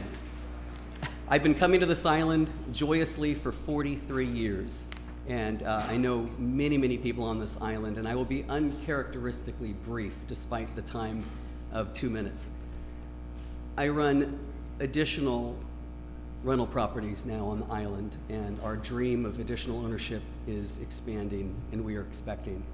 I have entertained Hollywood celebrities. I'm not trying to sound special, but let's just say this. There is a storm coming, and I want to be very realistic in telling you that I believe that the island will suffer severe economic harm very, very quickly. And I love the deer. I also love the plants, and I love the people. This is a family, and it's great that we can be here and talk like this. I want to leave us with a question. The question would be, we've spoken about what happens if the plants are gone. And we've spoken about what happens if the deer are gone. But I want us all to genuinely stop and think, what will we do when the tourists are gone? Because I want to tell you that I am very convinced of this, that they will leave. And I'm hearing from them. Thank you. Thank you for your comments.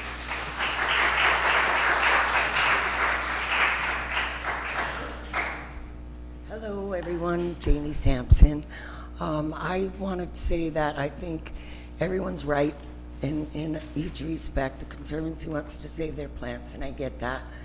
But we do also feel passionately for these animals that do have lives and no voices, and we need to stand up for them. And basically, we need to come to a compromise because it's a war, us against them. So I would like to see us all come to a compromise. Also, I'm deeply concerned about fire. The fires in Canada, the fires in Maui, it's happening bad. And it's scary living here. We went through this fire before that devastated plants and everything out there, but it all grew back. And, you know, naturally, things adapt, things change. One of the videos that Wendy had posted, the man mentioned that our deer could possibly be a subspecies, which would be worth saving. The deer over town on the mainland in a lot of states have, I can't remember the disease name, but chronic wasting something. Yeah, but we don't have it. Our deer are special. They don't have it, and they won't get it because there's no deer to interact with them. So we could actually possibly have the only white-tailed deer left in all like America, and that is worth looking into. So I want to just hope and pray that everybody halts on their plans and we just start a compromise and looking into different factors, especially fire, and saving the lives of the poor animals. Thank you, Janie.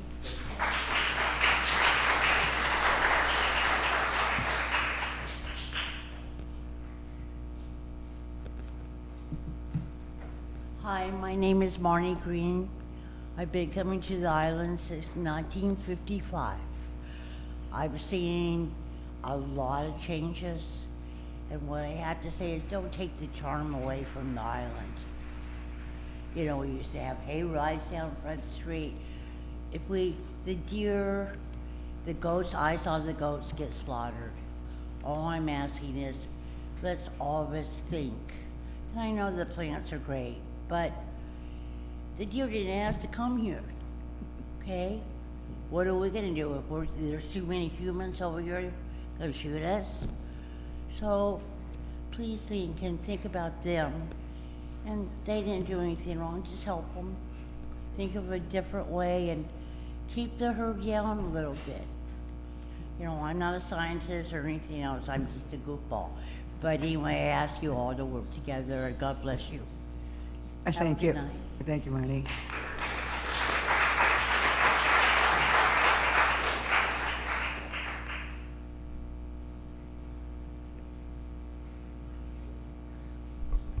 Hello, there we go. Okay.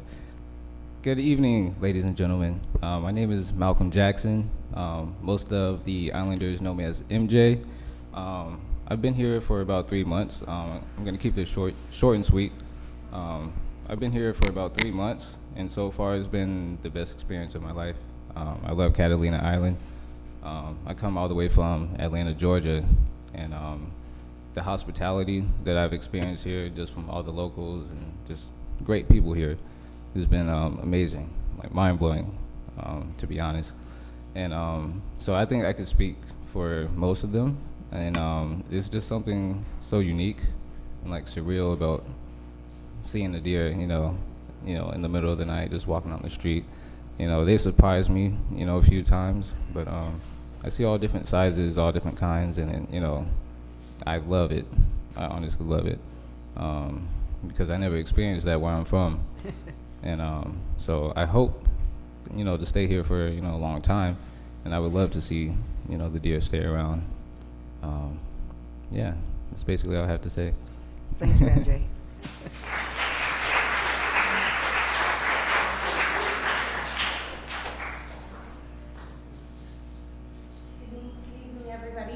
Sarah Mintz. Was a summer kid growing up here and been on the island year-round about almost 20 years now. And I just hope that we can find some kind of middle ground solution that might accommodate the Conservancy's ideas and the hopes for the locals to, possibly manage it, expand the tags, maybe the Conservancy can even possibly make some more income on, a different type of Conservancy tours, and look at it as just an open possibility for everybody to come to the middle ground and, do what's best for the island, best for the deer, best for the plants, and really, overall meet in the middle. So hopefully we can get there. I think we can. So let's think positive, and I think with management, if we figure out how many acreage per, deer and keep it at a certain number, then it will be manageable. So we can do it. Thank you, Sarah.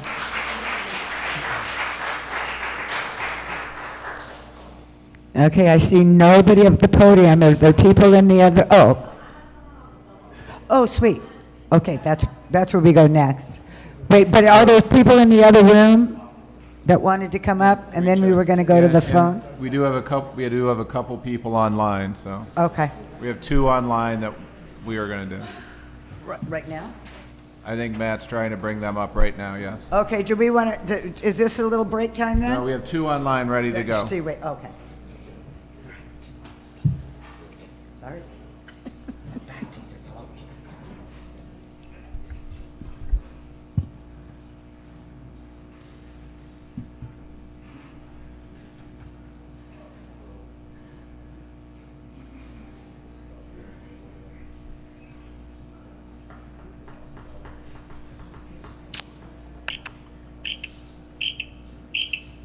Hello. Hello. We can hear you. Oh, good. Thank you. Sorry about that. Hello and thank you. I'm a hunter, wildlife advocate, conservationist, one-time visitor to Catalina, and I believe that the notion of native species taking precedence over invasive species does exist. So this is complicated for me. I'm an active volunteer with Howl for Wildlife, a hunting rights organization, where over 15 hunters in California have expressed concern about this slaughter. Mule deer are a treasured species in the western U.S. and very much so in California. Wildlife in California are owned by the state citizens, including the mule deer on Catalina Island. A wildlife management problem which developed over several decades warrants a management plan and process that places value on the resource. Slaughtering and leaving hundreds of mule deer to waste on the island violates core principles of conservation. Wanton laws exist because hunters value the resource they chase. Regulated hunting, which pays into the Conservancy and the CDFW by hunters and outfitters that pay into your local economy, should be at the core of the solution here. If there are excess mule deer on the island, focus on regulated hunting, more doe hunts, change the cost and access structure, and hunters will solve the problem for you. Or partner with conservation organizations such as the Mule Deer Foundation and the California Deer Association to translocate mule deer to inland locations where they would complement California wildlife populations. I urge this council, the Conservancy, and CDFW to seek management options which value wildlife while also addressing the invasive plant species and investing in those native plants' success. Thank you. Thank you, Mike.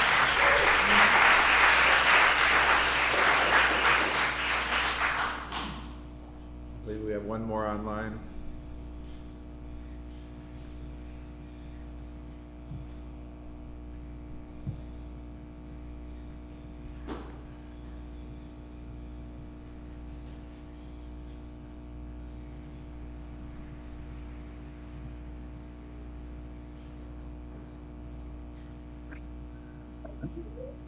Okay. Hello. Okay.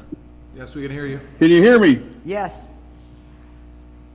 Hey, my name is Seth Watts. I'm a California resident, and I am extremely disgusted that there's been a proposed solution to slaughter these deer. I'm a hunter. I'm an outdoorsman. I'm a conservationist. I think there are many, many, many more solutions to solving this problem, rather than just killing every one of them. I'm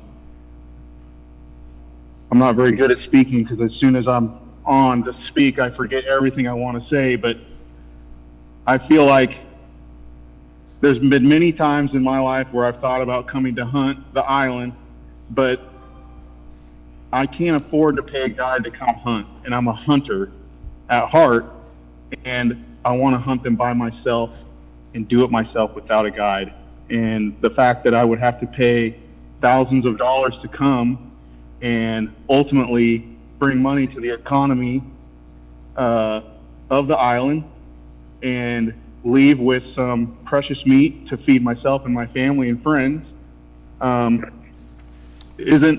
can't do it because I can't afford to spend that kind of money. This situation kind of reminds me a lot of other battles we're fighting in California with the hunting community and you know, black bear hunting and whatnot.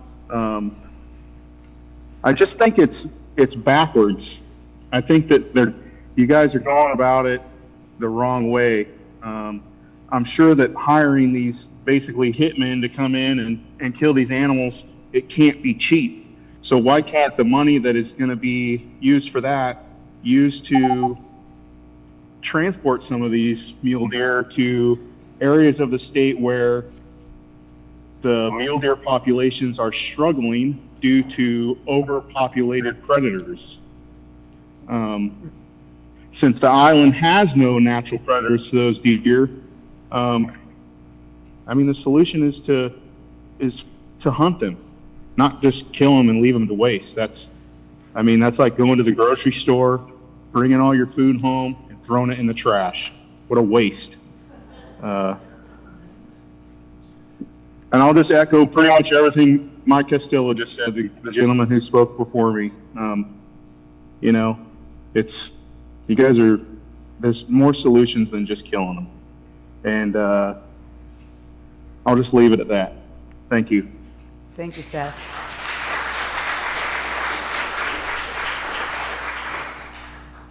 Okay, Gabby, do we have anything? I have not received any other correspondence. Oh, I'm sorry, didn't see your hand. I'm sorry?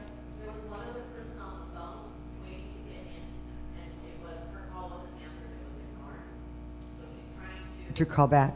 Yeah, well, she was in the Zoom, but she said she was in the waiting zone and then got disconnected. Okay, Matt, can you look into that one? Okay. Madam Mayor, can I approach the? Yes.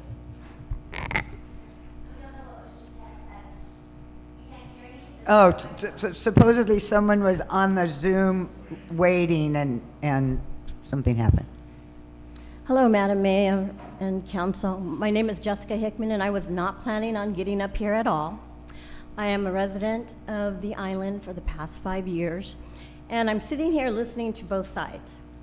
Now, the mule deer, along with the bison and the island fox, are just part of the lore and the beauty of Catalina.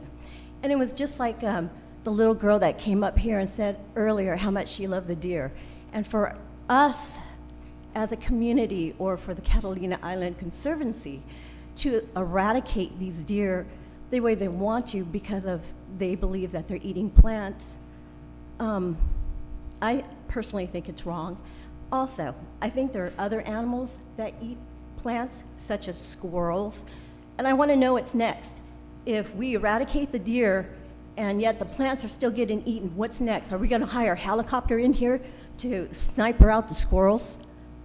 Just a thought. I think it's wrong. I think, like Danny Phelps had said earlier, there's got to be another way, like putting wire or fencing around these indigenous plants. Just a suggestion. I think there's a better way to do this besides bringing in a helicopter full of snipers to eradicate the deer. So thank you, and again, I wasn't planning on coming up here at all. Thank you for your comments. You got one more? Okay. I think we have. Yeah, there's one more on the phone? Yep. Yeah. Hello. Hello. Yes. Can you hear me? Hi, my name is Melinda Felix. I'm a previous resident of the island.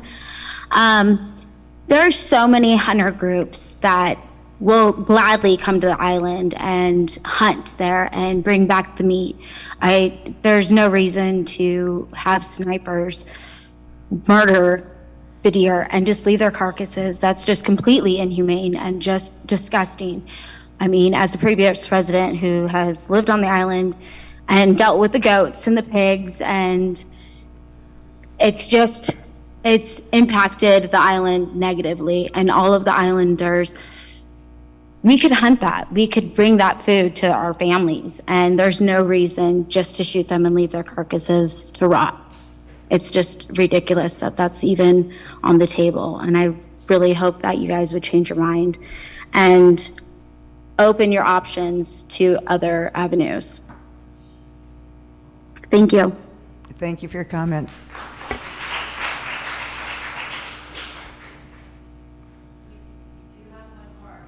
Yeah. Okay. I would just comment, if you're on the phone and listening, you have to hit *9 so they can pick you up. So if you're on the phone and listening, *9. Okay.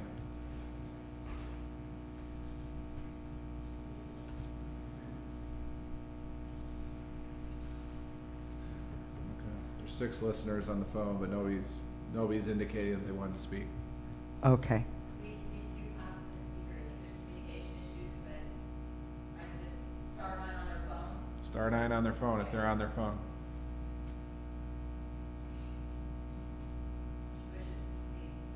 Okay.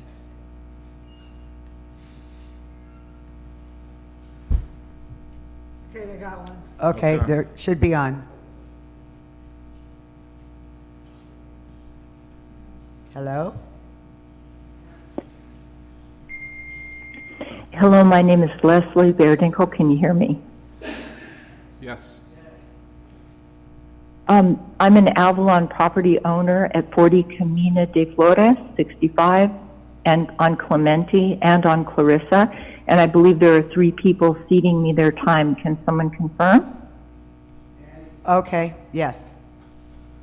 Thank you. Thanks, Annie. I served on the Catalina Island Conservancy's executive team for 10 years, and I'm commenting tonight as an Avalon property owner and private citizen, with the additional perspective of having spent much of my career in conservation, science writing, and science education for numerous organizations and publications, and Catalina's wildlands are a unique conservation area. But unlike a national park, the island includes a thriving community inhabited by actual human beings. In such a case, it is a standard and best practice that prior to a conservation action, such as eradicating a species, is even proposed, a robust process of public engagement takes place. During this process, a conservation organization fully engages the citizens and considers their important viewpoint and makes compromises. The Catalina Island Conservancy obviously failed to follow this important best practice. In fact, at a recent meeting with a special interest group, its new CEO admitted that the Conservancy purposely omitted public dialogue because they feared what they would hear. This is simply not acceptable. Along with considering the ecological impact of eradicating Catalina's deer, a competent, transparent, and trustworthy conservation organization would have engaged the community to consider the economic, historical, cultural, and even the spiritual value of the animals from the perspective of the residents and visitors. Instead, they've pitted plants against people and have entirely failed to consider any perspective other than their own. I stand vehemently opposed to the ideology that plants and their value alone are more important than the holistically considered long-term well-being of the people who live on Catalina Island and the hundreds of thousands of visitors each year who enjoy our Catalina experience. To add insult to injury, those behind this plan are either new to the island or they don't even live here. In the America I know, we, the people of a community, have the right to determine our own fate and that of a species that has been part of this community for more than 100 years. The deer have and can continue to be managed by traditional means if the Conservancy wishes for this to happen.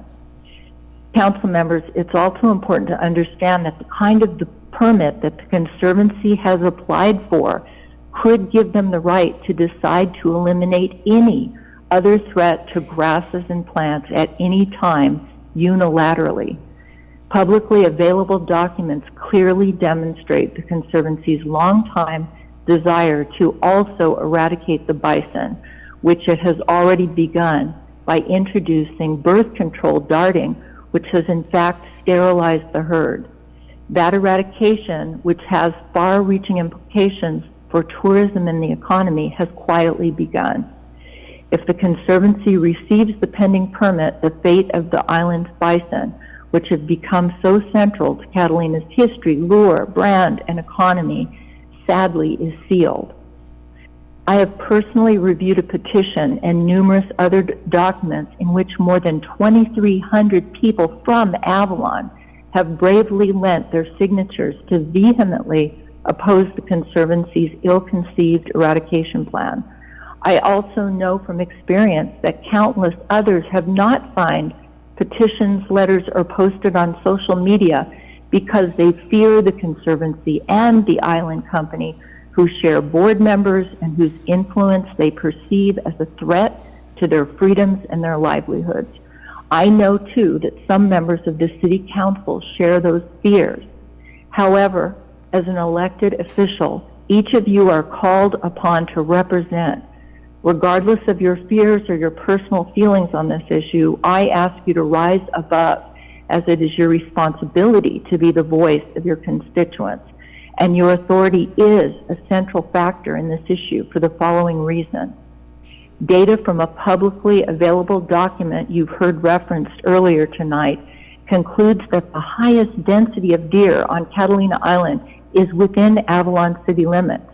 Therefore, even if granted a permit to sharpshoot in the interior, the Conservancy cannot be successful in eradicating the deer without the cooperation of the City Council, each of you, since you ultimately have the authority, the duty, and the responsibility to restrict and govern what happens within city limits.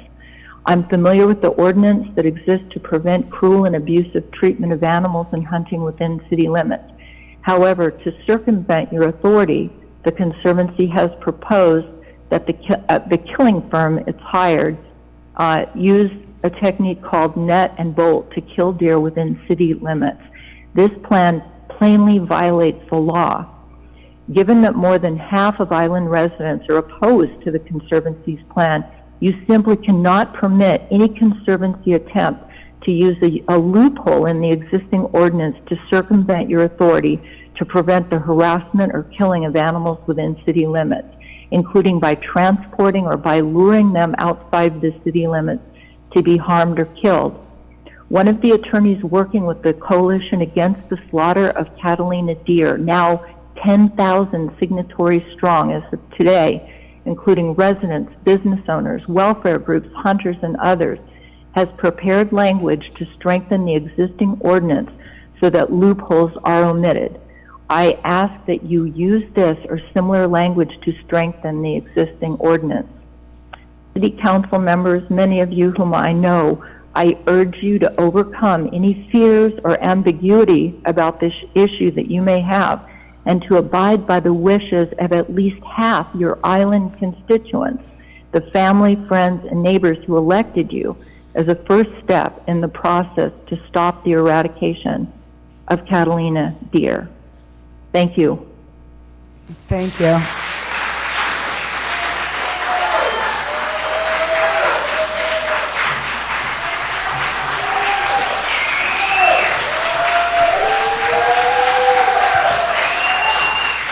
Okay, if we don't have anybody else, oh, we have another one?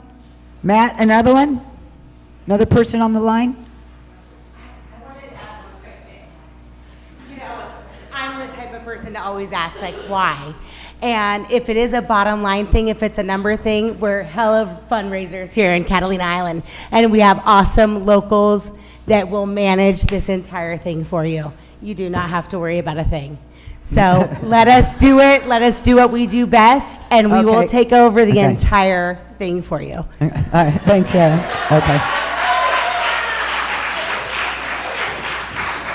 Okay. Hello? There's no more calls, so we're going to take a Mayor, break. I'm sorry. Wait. I received one more written correspondence. Oh, okay. I'm sorry. Okay, this is from Kate Rudon and Lori Snell, 95 Playa Azul. It states, you cannot predict the future of the ecosystem when you eliminate a species of animal. It's impossible. Think before you shoot. There's too much at stake. Oh, that was it? Okay. All right. Okay. Oh, one more. Okay. We're going to let everybody speak, so.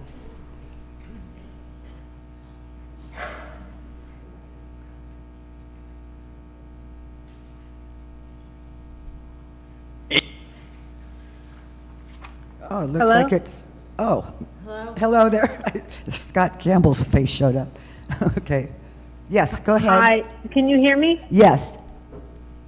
Hi, sorry, thank you for, I just sent in that email, but I can speak on Lori Snell's behalf. This is Kate Rudden and Lori Snell, 95 Playa Azul. Again, the impact of this slaughter will cause long-term dire consequences for our island, and it's absolutely impossible to predict the future. So you cannot eliminate an entire species and not think it won't cause harm. So we all need to stop and think of the potential consequences. And I appreciate the time and energy looking at this, but there are better ways. I guess my question is it money that's preventing other solutions like birth control? Because you've lost us as major donors and you've lost us as volunteers. Thank you. Thank you. Okay, I think we're ready for a break. Get 5 to 7 to 10 minutes, something like that? What time is it now? Oh, how about 7:15, 7:17, something like that?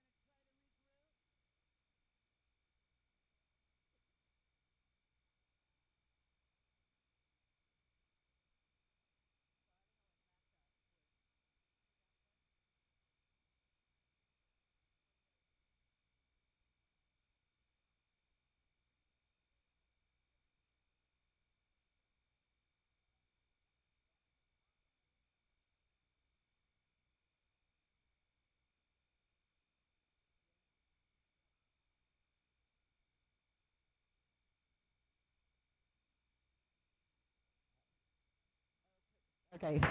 Excuse me, you're back on? I don't know if you can hear me. Can you hear me?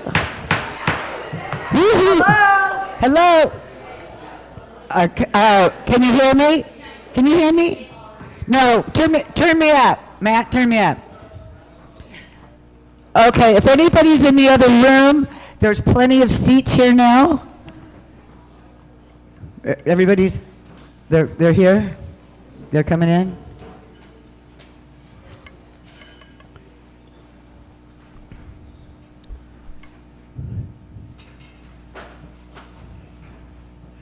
All right, I just want to say, I'm hoping that everybody who was in the audience has now gone home and at least turned on their television. The Conservancy have been here ready for their presentation. They listened to oral comments for over 2 hours.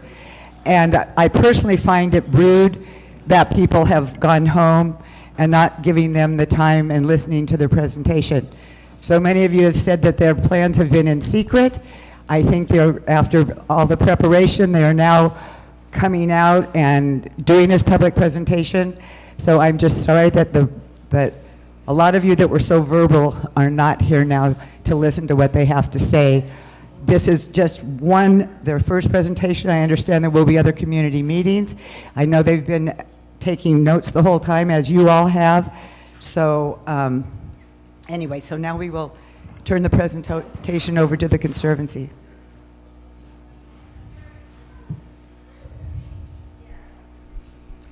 Hello. Thank you, Madam Mayor and City Council, so much for hearing from us today and giving us the time.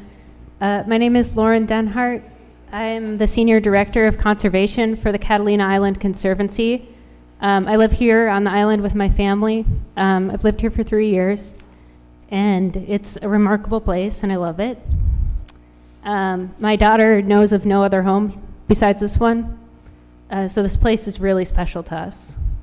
And I am the one who is the spokesperson and the lead for the Catalina Island Restoration Project.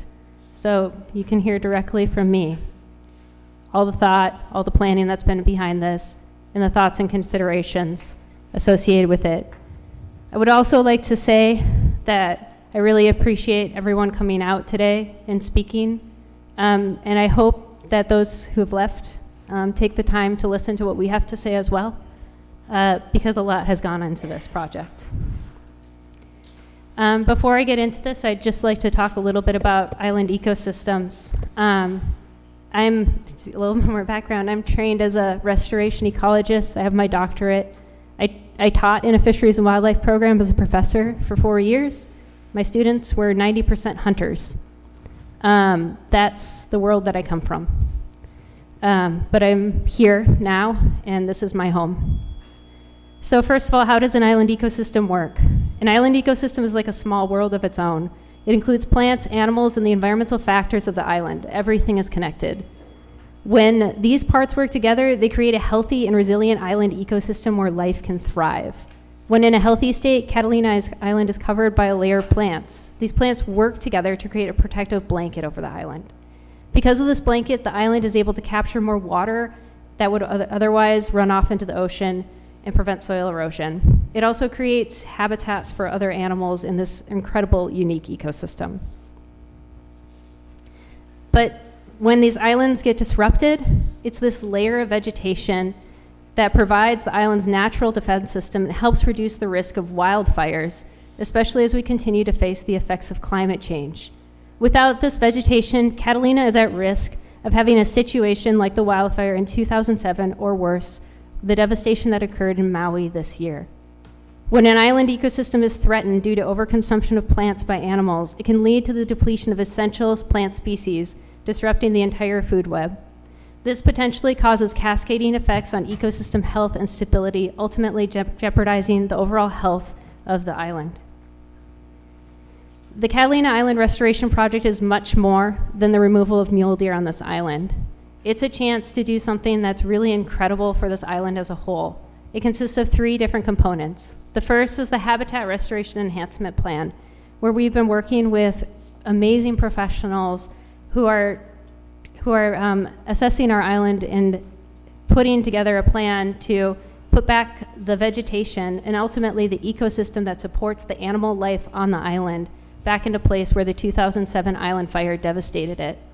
It also consists of a plant restoration and seed farm.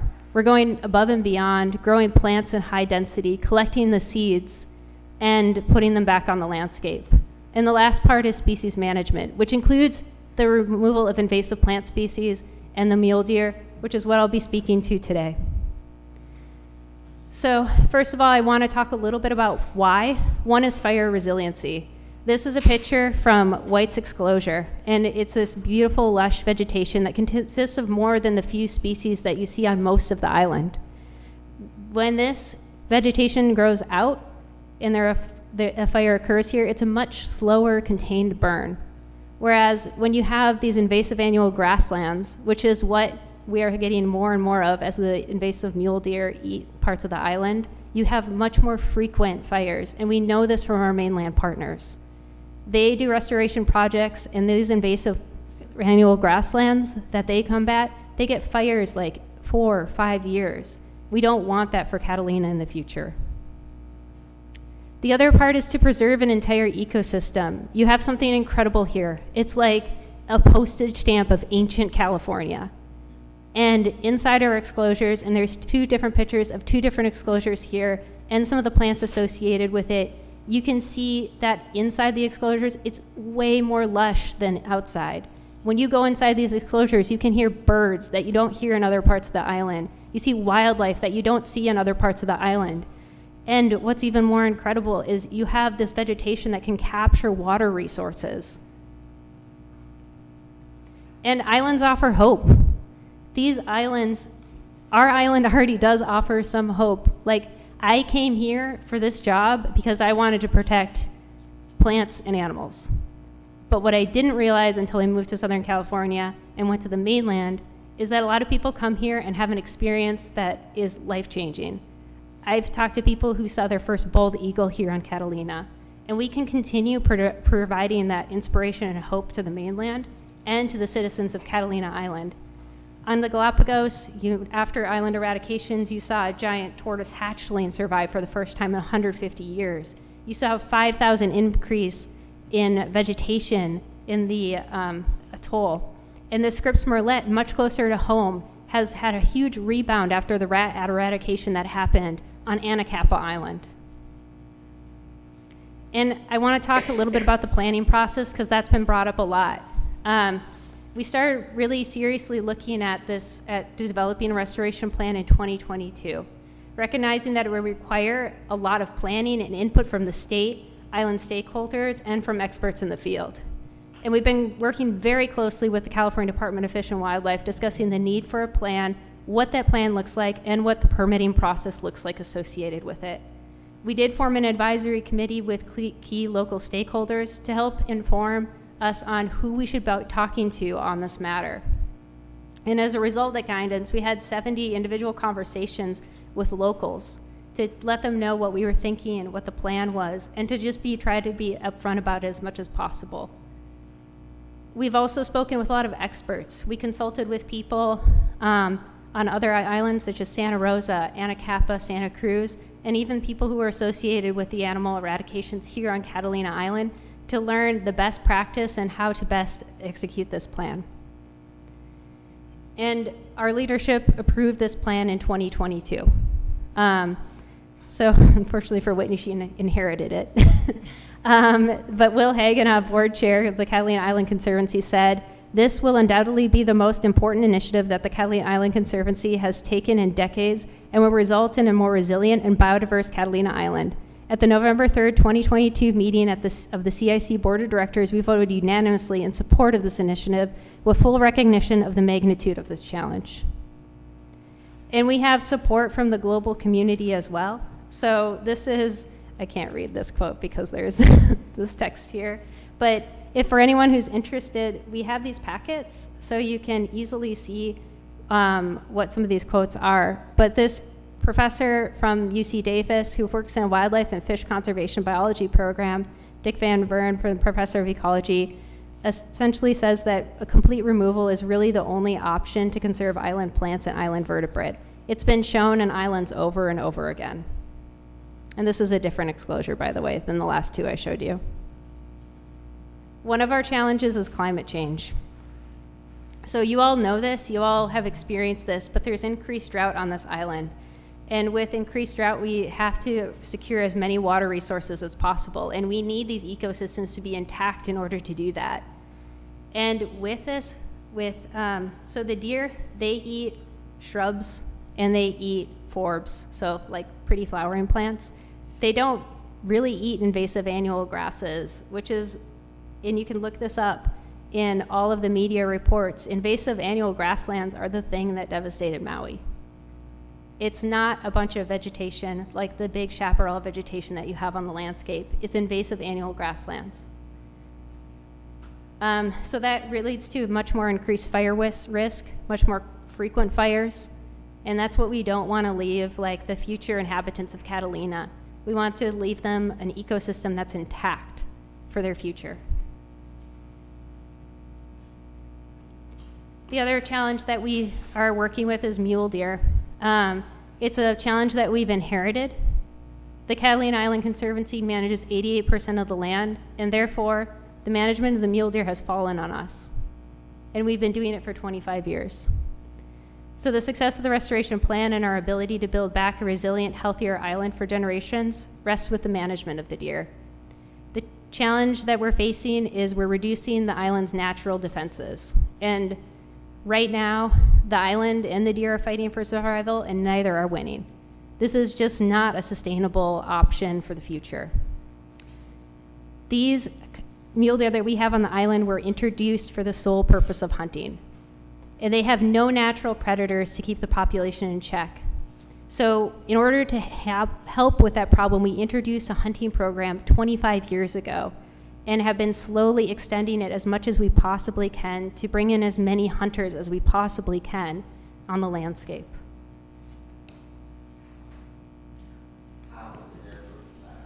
I'm sorry, listen, it's my turn to speak. The history of the mule deer problem on Catalina Island, I would like to just kind of go over the history of it, and these are from various news articles. So we do know that they were introduced in 1929, and if you go out to articles in 1947 and 1948, you'll know that there's already reports of overpopulation of these herds. They talk about the deer eating things they're not supposed to, things that are not healthy for the deer. And they talk about how there's 2,500 deer back in 1948. In 1959, there was an attempt to reduce the deer population through an extremely liberalized hunting program. They wanted 1,250 deer to be taken, and only 477 were taken. 2016 and 2018, there were news articles about the poor condition of deer, that they were eating garbage, that there were issues with drought. I know that this year's a good year for deer. There's a lot of water out on the landscape, but you all know that drought will come again. And you know that the deer are going to suffer again. We've worked with a lot of partners on this. One of them is Brendan Cummings. He's the Conservation Director for the Center for Biological Diversity. This is an organization that traditionally works on animal rights issues. On Catalina, and he says here, I'm quoting him, on Catalina, the non-native deer introduced to the island a century ago solely for the purpose of hunting are destroying the ecosystem and pushing several endemic plants to the very edge of extinction. The single most impactful thing we can do to protect the unique and irreplaceable plants of Catalina Island is to remove the introduced non-native deer from the island. And remember, all of those plants are supporting all the unique animals of Catalina Island too. The things that make our island ridiculously special and unique. The challenges that we're facing is the deer population, as been recorded on all other islands where you have an introduced species like this, it ebbs and flows with drought, but it's a much more extreme ebb and flow. So you'll see that the deer population goes up on a good year. I'm sure many of you have seen multiple fawns with the deer this year. And those fawns that are currently being born, when we have a drought year, which will likely happen soon again, are going to be starving. So in drier years, that starvation is brought on by the fact that they've eaten that protective layer of plants already. And they come into town asking for food resources. The thing is that the plants that root themselves and take the place of the plants we need are the ones that the deer rarely eat. So the invasive plants, such as the Genista, are very rarely eaten by the deer. And it's super cool, by the way, that I can say Genista in this community and everyone knows what I'm talking about. I just want to shout out to this community for being educated on invasive plant species. And then also invasive annual grasses. And you all intuitively know this. If you need to start a little, if you want to start a fire, like a grill or something, you grab a handful of that dry grass and you're going to start a fire like that. And that's what our mainland partners deal with very frequently. And like I said, these are the invasive grasses that were the major contributing factors to the Maui fire. The other thing is that this has just been proven globally. 1,200 invasive mammal eradications have been attempted on islands worldwide, and the success rate is 85%. I was on a call with the California Deer Association today, and even their ecologist said, honestly, hunting programs have an 80% failure rate on islands. So this is not something that is out of the norm. And you can see before and after these eradications occur, you have a completely different ecosystem. Imagine the soil that's being preserved now. Imagine the water that's being captured. And this is Scott Morrison. I'll only read as part of this, but he says, he's for the Nature Conservancy in California. Catalina Island can either have a functional, biodiverse, and resilient ecosystem or deer. It cannot have both. The dramatic and inspiring recovery of native vegetation seen across all the other Channel Islands following removal of invasive herbivores affirms this is the right and necessary thing to do. And now I'd like to talk about the methodologies. I know there's been a lot of questions about this, and I'd love to explain in detail how we landed on the methodology that we chose. The first is fencing. There was a period of time where the Catalina Island Conservancy back in 2016, because the Catalina Island Conservancy, to be clear, has been looking at eradicating the mule deer since 2003. That was the first document of doing this. But we looked into fencing off the west end, but I have my doctorate in biology. When I moved out here, I learned how to construct deer fence. That's the job of all the conservation biologists. I know how to use a hydraulic post pounder now. This is difficult to achieve due to the island's rugged and varied landscape. We have issues with deer getting caught in fence, which I don't think is an ideal situation. We have issues with the fence going down a lot, and then when the fence goes down, the deer get in, and then you have to spook them out before you can repair the fence. So one of our best fences, the one on Farnsworth, the Farnsworth fence, the one on Stage Road, has a hole in it. And you can see that none of those plants were able to produce seeds or flowers this year because they were so heavily browsed. And we can't spook the deer out effectively. Anyway, fencing can result in overconcentration of deer and further suffering of deer. We currently have less than 0.5% of the island exclosed. There's the option of a predator, which we decided not to pursue because it's a danger to the community. And introducing a non-native predator will have serious consequences on other wildlife and really disrupt ecosystems. And we looked into birth control. Models predict that if we were to use birth control, it would take 15 years to achieve. And some of the issues with PCP is you still have to capture the deer. You can't just dart them and leave them be. Deer are solitary. They're at different parts of the island. And you need to mark which deer has received birth control, and it's multiple treatments. And quite frankly, we've waited way too long on this project, and we're out of time. This project, the birth control issue, it's just never been shown to work on this scale before. And the other option would be surgical sterilization, which would require capture of all deer. Now, the issue with that, and we've consulted with a lot of wildlife biologists, is when you capture a deer, they undergo something called capture myopathy, which is a disease they incur when there's a physiological imbalance developed. And this leads to a much more painful death for the deer. If you are to capture a deer, it has to be very quickly that you euthanize it right away. So capturing every single deer on the island will result in a lot of death for the deer. That's much more cruel. There's relocation. We looked into this option. And again, this is another way to basically provide a much more inhumane death for the deer. Not only do you undergo capture myopathy for the deer that are captured, put on a barge, and brought to the mainland, but our deer are maladapted to the mainland. They don't understand predators, they don't understand vehicle traffic, and research has shown that when you move deer to an environment they're not used to, the survival rate is really low. So relocating the deer is just subjecting the deer to a more torturous death and resulting in the very same outcome. On top of that, there are many legal and regulatory obstacles which would prevent us from likely being able to use this option. It has been documented on many of the other islands that moving a deer from the island to the mainland has been illegal, especially with game animals. I know it was done with the goats, but they're completely under a different regulatory code than our deer. And then hunting.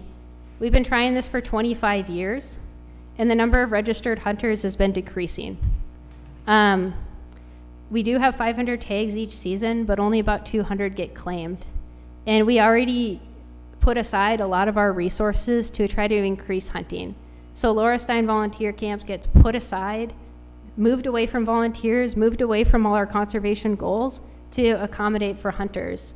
So at the end of the day, like, we're not a hunting organization. We're a conservation organization.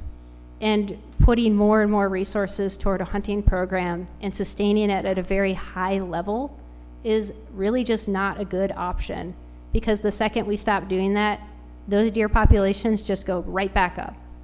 Deer repopulate very, very quickly. The second you have a disruption in that, you're going to have the deer come back again. And for those worried about animal rights, I mean, over the past 10 years, 2,000 plus deer have been shot on this island. And that will continue to happen. The longer the deer are here, the more will be shot, the more will die. These are our hunting numbers in case if anyone's interested. They fluctuate a low of 180 deer in 2010 to a high of 310 in about 2012. But really, it's just not enough compared to the total population. It's the number of deer that are repopulating each year is much higher than the number of hunters we're able to achieve. And we've looked into like what it would cost to bring more hunters on the island, and it's a huge financial burden and would have to be sustained indefinitely. So we landed on helicopters and marksmen, and I mean, quite honestly, I didn't want to choose this option because I talked to a lot of locals and I knew that helicopters were going to be controversial. But I also knew that one of the painful parts of the goats and pigs was how long it took. It was just a wound that kept reopening and reopening and reopening. So first of all, there was no helicopter will be seen around Avalon. We're keeping them all in the interior. It's a much more limited production. It's only early in the morning, early in the evening. And we're keeping it like as out of sight as possible because out of respect for this community. And it would be less than 8 weeks. It's a proven methodology. It's been used globally on island eradications. And it's been shown by different research and studies that these trained marksmen are much more humane than on-the-ground hunters. They can see where the deer are. You can get closer and essentially get the job done. We just want to reduce as much trauma for the animals as possible. We worked with the Nature Conservancy and Island Conservation in assessing our values and the deer removal methodologies. The values were technical feasibility, chance of success, minimizing deer suffering, minimizing impact on the ecology, impacts on residents and visitors, safest for the team, and how quickly it can be accomplished. And by far, the helicopter option was just the easiest option.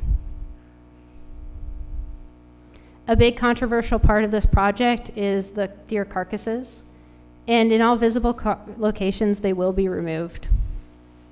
And we're going to make every effort to make sure that these deer carcasses are not seen. One of the challenges of our project is that in order to give away the meat, we have to have it sent to a USDA facility to have it tested and then brought back. And it's a really big challenge. It would be cheaper to provide like everyone an Avalon steak than it would be to provide this meat for the local community because of some of the logistical challenges. But we are looking into legal options for recycling carcasses, but we just have to follow the standards around game meat. So we're really trying to add this component in to rectify this, because I know this is an important issue. But when it comes to the deer that are in steep drainages in the interior, it's just really not safe for these people to retrieve these carcasses. And we're using non-lead ammunition so that the bald eagles, the foxes, all of our wildlife can eat this meat. It goes back into the ecosystem. So Danny already read the Robin Shea quote, but she understands that the team that we're hiring are trained biologists and veterinarians.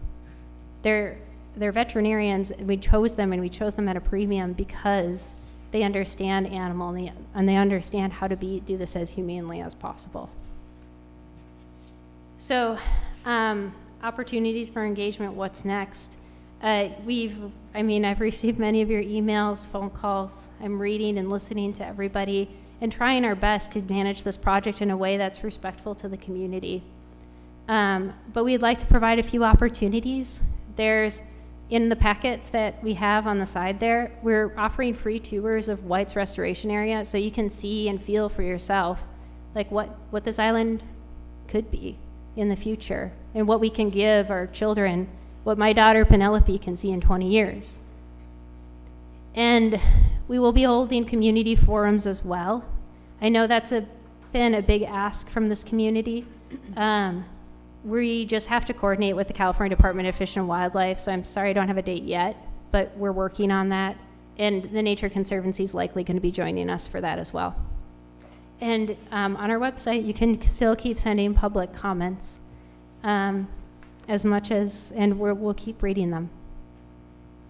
But in conclusion, we didn't take this decision lightly. I love animals. I got into this field because I love nature, I love animals, I love plants. I think this stuff is so cool. And I never in a million years would have thought that I would be here today. But here we are. And what I want to say to this community is, for those who hunt, I'm sorry. I'm sorry that that option is being taken away from you. That's a big deal. I know how important hunting is to your families. And for those who are being impacted because of the depictions, I'm really sorry that it broke in the media. We didn't want it to break in the LA Times. We wanted to do it in a better way, but so it goes. What happened, happened. We don't want you to be hurt. We don't want you to feel like we're not good partners to you all. But we had to make a difficult choice to balance humaneness and the future health of the island. And we'll keep listening and see what adjustments we can make. But I did want to present to you all today what thought and what we did in order to come to this conclusion. And for what it's worth, I hope other people are able to hear what we have to say as well. Like I said in my letter in the Islander, we're your neighbors. This is driven by conservation biologists. It's driven by people like me. It's driven like people like my predecessor, Denny Poire. It's driven by, Peter Sharp back in the day. This is driven not by us, because we know it's the right thing to do, and we want to do it as best as we possibly can. And with that, I'll take questions from council. And thank you very much for giving me the time today.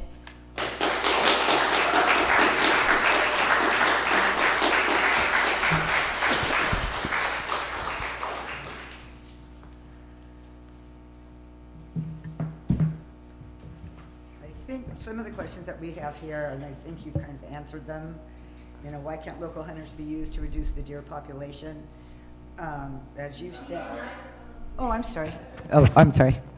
I've been yakking at you guys, and then here you're catching me.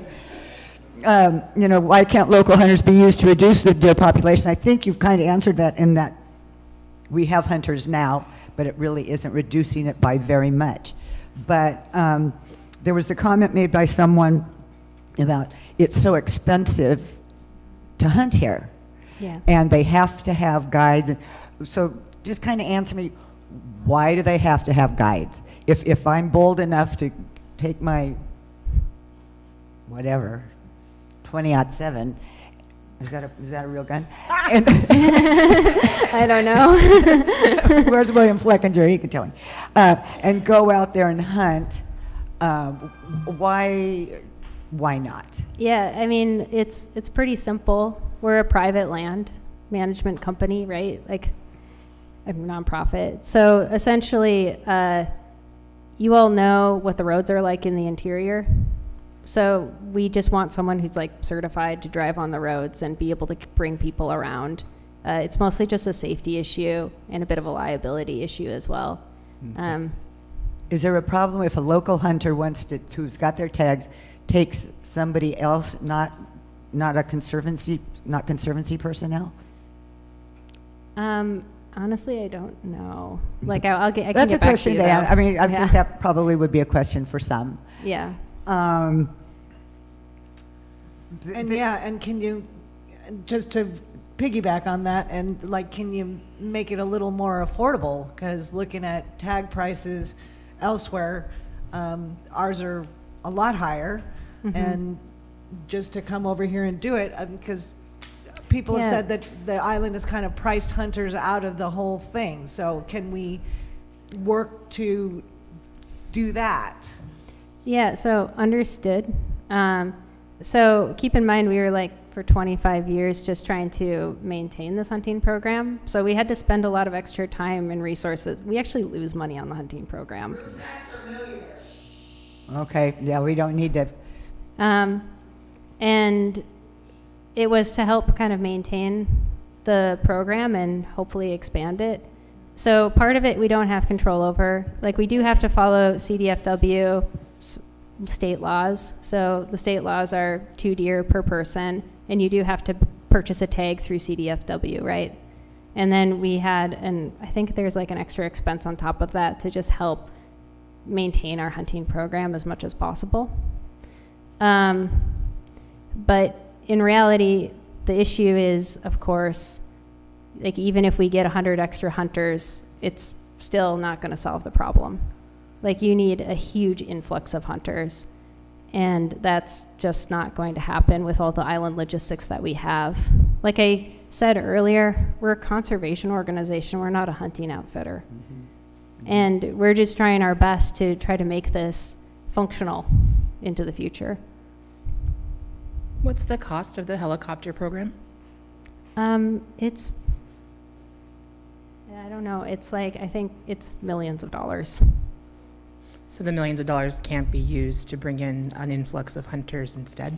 Well, we just know that that's not going to be functional because you would have to maintain it indefinitely for the future. And what is you mentioned that it's time sensitive, that it needs to be done now, that it could take potentially 15 years for different methodologies. What is time sensitive right now? Fire risk. So every time there's a fire that occurs on the island, you lose an entire ecosystem. Are you concerned that having additional vegetation will actually cause more fires and or hotter burning fires? The issue is, so like with invasive annual grasslands, you get more frequent fires. So you're talking about fires at frequencies of, 4 to 5, 10 years. Whereas our chaparral, more dense vegetation, it is a higher fuel load. Like, I'm trained as a wildlands firefighter. But you have much less frequent fires and much more contained fires. So imagine like the shrubs that are burning, you have a lot more time for response from something like that versus the invasive annual grassland fire, which is going to go like that and burn very quickly and fast. Are there any like reports or studies that you can point me to on some of that information that you know Yeah, of? If of you course. guys can send me some, that would be great. Yeah, there's lots of reports. I mean, a lot of the stuff from Maui like backs this up. There's like reports from, I'll send them to you. It's easy. Thank you. Yeah. And it does open up, like LA County Fire on the Islands asked us to do prescribed fires as well. And we can't do them while the deer are present because it just annihilates the ecosystem afterward. But that would be an option to make sure that the island remains fire resilient in the future too. Not, oh, go ahead. No, go ahead. One of my things was that you guys are looking for legal options for recycling carcasses, and I've been doing my best to also look at Maui because it seems like they're the closest to what we're going through. I found a company called Maui Nui Venison, and they actually put right on their page right away, they're born out of necessity in the face of an ecological crisis, which is what we're going through right now. I'm one of those, I'm in the middle right now. I know that we have to choose, and of course, I have no way for the shooting of the deer, but I can't help but try to find a solution because our plants do matter as well. They do. If you care about the island and you care about the animals, you're going to care about the plants. We're all in one. I think it was, I don't know if it's Brett or Brent Humphreys that said, I love the deer, I love the plants, I love the people, and that just, that's where I am right now. Yeah. And so I did my best on my own personal time to try to find different solutions. And so when you mentioned the legal recycling of the carcasses, it made me think of the page that I had found. And so they were created within the ecological crisis. And what I really liked mostly about them was their mission is to achieve and maintain a balanced deer population on Maui for the collective health of our communities, food, and ecosystems. And right away, I started Googling, since we do have a good amount of hunters on the island, how would they be able to create a hunting club? And if they were to be able to do that, could they partner with the Conservancy? And so right away, California Department of Fish and Wildlife come up, and there is a commercial hunting club license. I don't know the logistics behind that, but it's just something that I would like maybe if you guys could look into. Yeah, I'm partnering with the locals for something like that. Yeah, let's grab a coffee and talk. I mean, I would like to do this in as respectful way as possible. And if there's a way, honestly, we're really looking for solutions on recycling carcasses. So open ears. And I would be happy to entertain any of those options because, yeah, I mean, I know that's important to people. And I want to take everybody's thoughts and considerations into account here. One of the comments that was made by a couple of people, and this is not for you to answer at this moment, but what consideration has been given to the potential negative consequences to the economy and tourism? Don't answer that right now. Okay. Because I mean, Or do. I mean, I don't know if they've had with all this other stuff. I'm assuming that's part of the conversation that went into this discussion was addressing how the public would react and what the potential loss of revenue would be across the island. So I'm assuming you may have at least a ballpark figure of what you were expecting. Yeah, I mean, we're not expecting it to affect tourism. It's going to be mostly in the interior. I mean, people in Avalon won't even know what's happening. And most of our tourists just go to Avalon. I think that might be worth looking at. Mm-hmm. And then, I don't know if you mentioned it, but so what's I know right now we have very few deer in Avalon. I'm sure we have a couple up there and very few on the golf course because I play golf. It's really kind of amazing. They don't walk past my house anymore. I mean, they've really cleared out quite a bit. But is that still one phase of all of this? Is the, maybe not city of Avalon, but right outside the city of Avalon limits to have to perhaps do some of this management? Yes, some of the management would have to happen within City of Avalon limits, but it's completely under the jurisdiction of the California Department of Fish and Wildlife.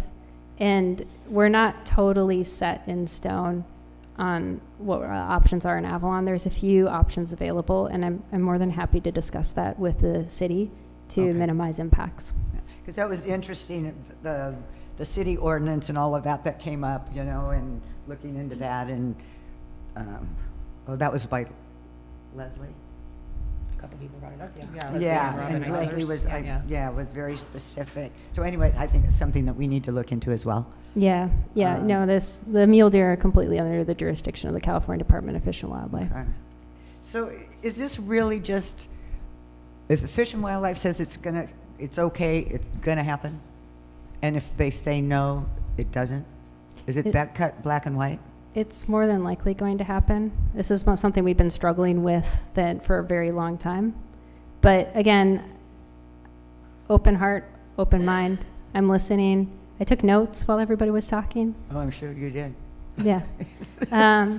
So I want to do this in the least disruptive way possible. But, at the end of the day, these deer are not adapted for this island. And I know, talking to a lot of the people, a lot of the locals, there is a recognition that our deer kind of are, especially in drought years, eating bouquets away from brides, There's a lot of pretty wild stories. And getting close to deer, petting deer, feeding deer, those are not signs of healthy deer. Yeah. And that's something that, it's nice to see the deer from a personal standpoint, but it's a little bit cruel to keep them around for the enjoyment of people when they're not living a high quality of life here. Okay, and yellow jacket infestation. We've had even in town we're having a rough year, but assuming, the ones, I don't know what yellow jackets do, but assuming there's a lot of carcasses out there and there's a lot of yellow jackets, is there some way that you can help eradicate the yellow jackets or try to minimize like we put up those little feeder things, and if you have a heavy population of a bunch of dead deer, can you maybe do something to? Yeah, I know that's really important to the community. We'll look into it in a little bit more detail. The current plan is, to give you some perspective, there were way more goats and pigs than deer. So hopefully that'll limit things to some degree. Mm-hmm. But we'll look into seeing if there's any sort of mitigation we can do to help reduce that issue in the community. Because like I said, we really want to be good partners to everybody. You're all our neighbors. Yeah. And we'll look into it. Because I've been camping at Little Harbor for a long time. Never seen a deer there. So those aren't the kind of places they're going to be hunted. They're going to be hunted deep into the ravines and all of that, right in the center of the island. They're not going to be out along the coastline. Yeah. Correct? So deer are crepuscular, so they're most active in the early morning and early evening, and they're very good at hiding. So they're most likely going to be in pretty inaccessible locations in the interior. Right. Yeah. So this permit that you're applying with Fish and Wildlife, it's just to eradicate the deer. Do you have to spell out exactly how you're going to do it? Does Fish and Wildlife care? Is it just, okay, you want to eradicate the deer, go ahead and do it however you want? Yeah, we provided a list of options that we ran by the California Department of Fish and Wildlife and other experts on. So we have a series of options available within the permit. But the permit's a lot more than just that. The permit also does a lot on terms of managing the land, managing the invasive plant species. So it's pretty inclusive on the entire restoration strategy. And so they haven't signed off on it yet? No, they have not. They're processing the permit currently. And you can read in the news media their statements. I won't speak for them. Right. Do you have a timeline? When do you anticipate them coming to a decision? I don't know. I have no timeline associated with this project. And I think there was just an article in the Islander last week where Jordan Traverso with CDFW specified that she didn't have a timeline either. So I don't want to speak for CDFW. Yeah. So do they put out reports when they're going through the permit process? Like public reports that we could look at? They don't put out reports, but everything is a public document. So the report that sometimes is referenced is our private lands management report. We are required to provide data to CDFW every single year on the status of the hunting program, which is what we've been doing for 25 years. So we do have those reports. So once they decide, How soon before you pull the trigger, so to speak? Sorry. Sorry. It would be the second half of 2024. So we started the engagement in the community. You know, I've talked to many of you, some of you in the room, or some of the folks here have spoken to a lot of you. And we started this early in the process, knowing that like this would probably break to the national media using this strategy, but trying to be as respectful to the community as possible by talking to people about this early on. So there's not going to be, there won't be any helicopters in early 2024 even. All right, but if you have no timeline with Fish and Wildlife and you're targeting. But I middle of think you had 24, told me it that one sounds of like- the things that I wanted to do is you would do this, when you talk about the birth of the babies, you do it at a certain time of year where, Yeah. explain that, please. Yeah, of course. So yeah, it's all around like the deer's reproductive cycle. So to kind of get, when deer are more active is when you would be able to like find the majority of the deer because they're moving around more. So we move it around deer's reproductive cycles and when there's not fawns around as well. So it's a multi-year project, but it really only happens during certain times of the year. For Jordan Traverso, they're the Deputy Director of the Office of Communications, Education, and Outreach at the CDFW. There's no email or phone number contact for them online. Who would you recommend we get in contact with that's overseeing your application? Yeah, Tim Dillingham is our main contact, and when we hold the community forum, he's most likely the person who's going to be up there with me to answer questions around this project. Can you, sorry, I didn't catch it. Can you spell it for me or just say it again slowly? He's going to love me doing this. Right, he's It's going to love, sorry, Tim. sorry to him too. Tim, Tim, and then the last name is Dillingham, Dilllingham. That's how I spell it. Sorry, Tim. He's not on that page either. Do you know an email off chance or? I could provide that later. Okay. Yeah. I don't have it on the top of my head. Thank you. Yeah. Another interesting comment was made about lawsuits against white buffalo. Yeah. As you might imagine, eradication projects are not very popular. So there's generally lawsuits associated with every single one of them. Oh, okay. They've been dealing with this for 20 years, but they've done more for ecosystems and ecological. They're really the best at the business, honestly. Like, they've been doing work in Guam, Staten Island, the Midwest, Santa Rosa Island. They have just an amazing expertise that no other organization really has around these issues. So we've been consulting with them a lot, and then using the Nature Conservancy, Island Conservation, and CDFW as a sounding board for the options that they present to us.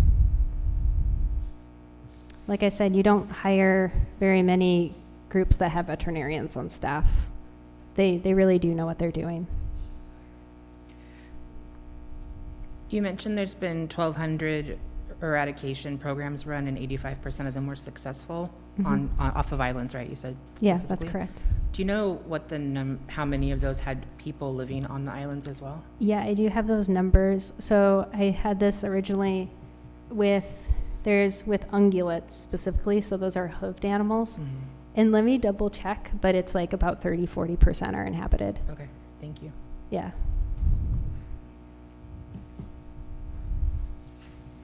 Huntsville, any more questions?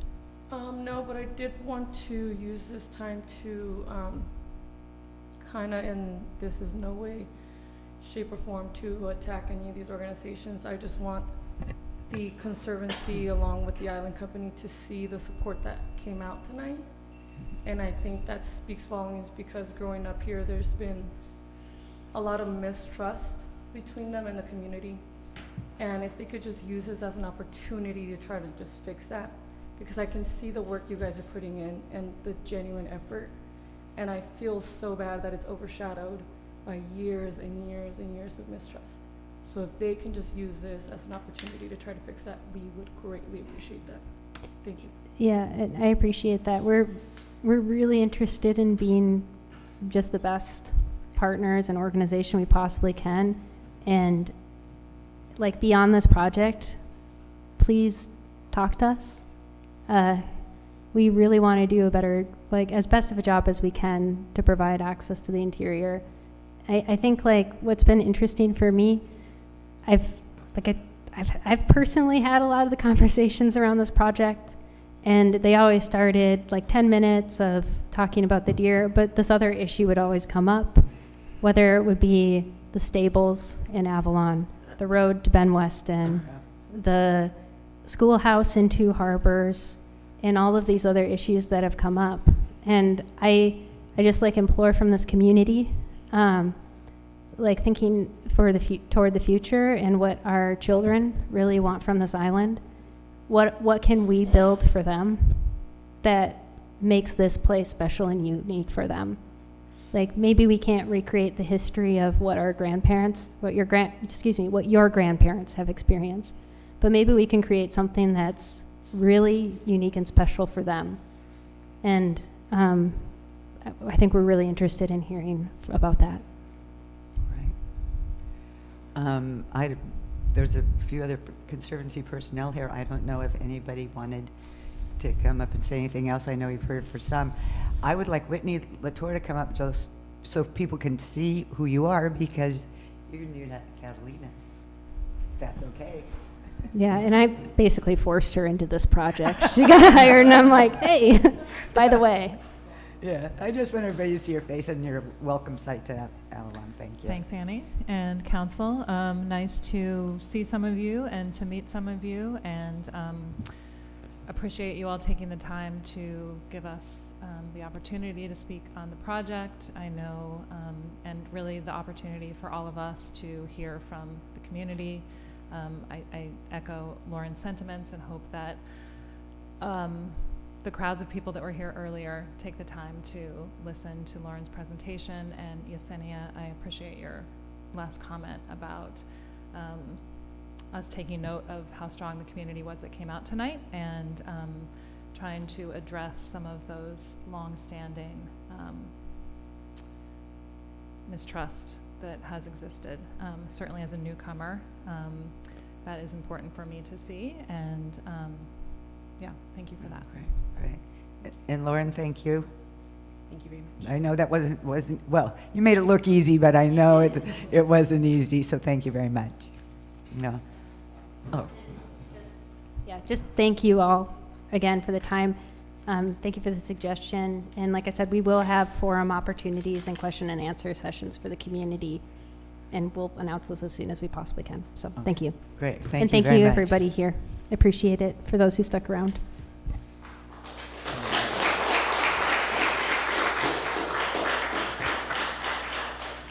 Okay, now is everybody going to bail on us when we have a regular council meeting?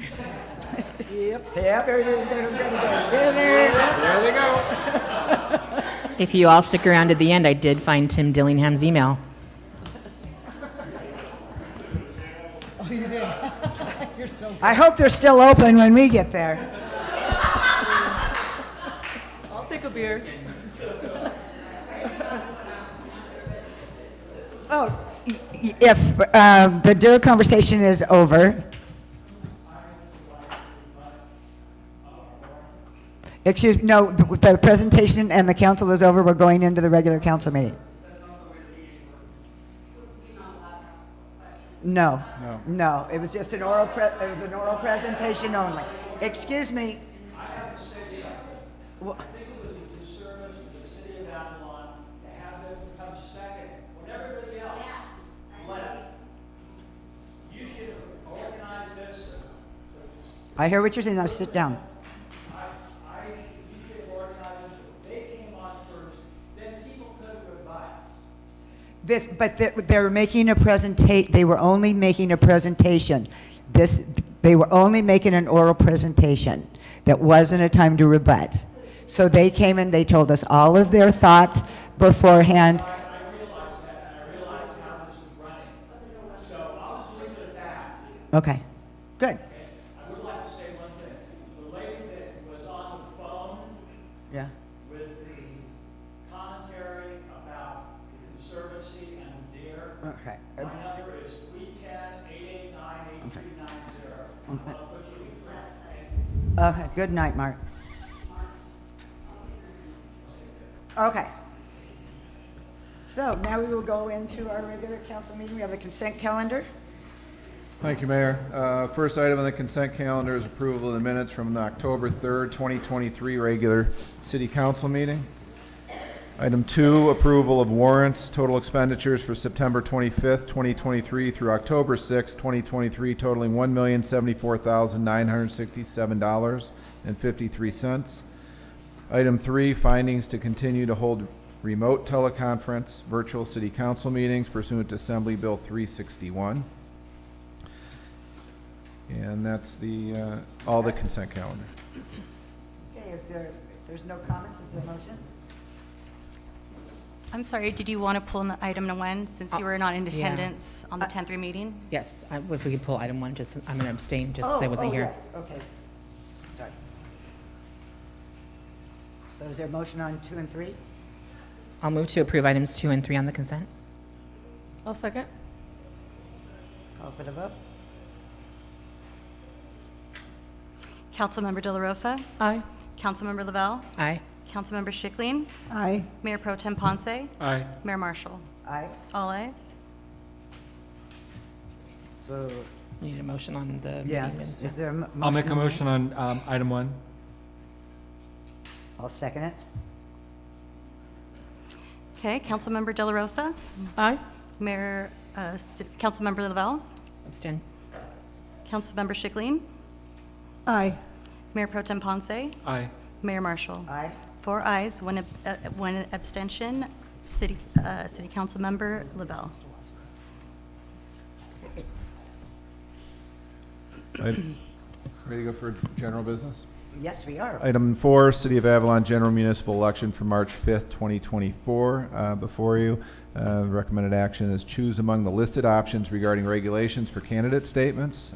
Statements limited to 200 or 400 words, printing costs of statements in physical voter pamphlet as set forth. And item 2, adopt election results by either calling the election, requesting Los Angeles County Board of Supervisors to provide election services. C, adopt regulations for candidate statements. And item 3, direct the city clerk to publish the notice of election. Okay. So before we take a vote to adopt the election resolutions, we need to discuss the resolution pertaining to candidate regulations. So City Council will need to decide, number 1, if they want to set the candidate statement limit to 200 or 400 words. 2, decide if the candidate shall or shall not pay for the printing of the statement in the voter pamphlet and or the county election official website. 3, decide if the candidate shall or shall not pay for the translation in the voter pamphlet and or the county elections official website. I do want to mention that historically, City Council has set the candidate statement to 200 words and that the candidate pay for the printing and the translation cost. By law, we do have to have the city post the statement in the 2 languages, which is the English and Spanish version. So I believe the best and easiest way to go about this would be to discuss the items and then have a separate vote for them. And then lastly, we'll adopt all the election resolutions and then direct the city clerk to post a notice of election. Oh, go ahead. I was going to ask, did we previously, at the last election, allow for the city to pay for the election booklet costs? No.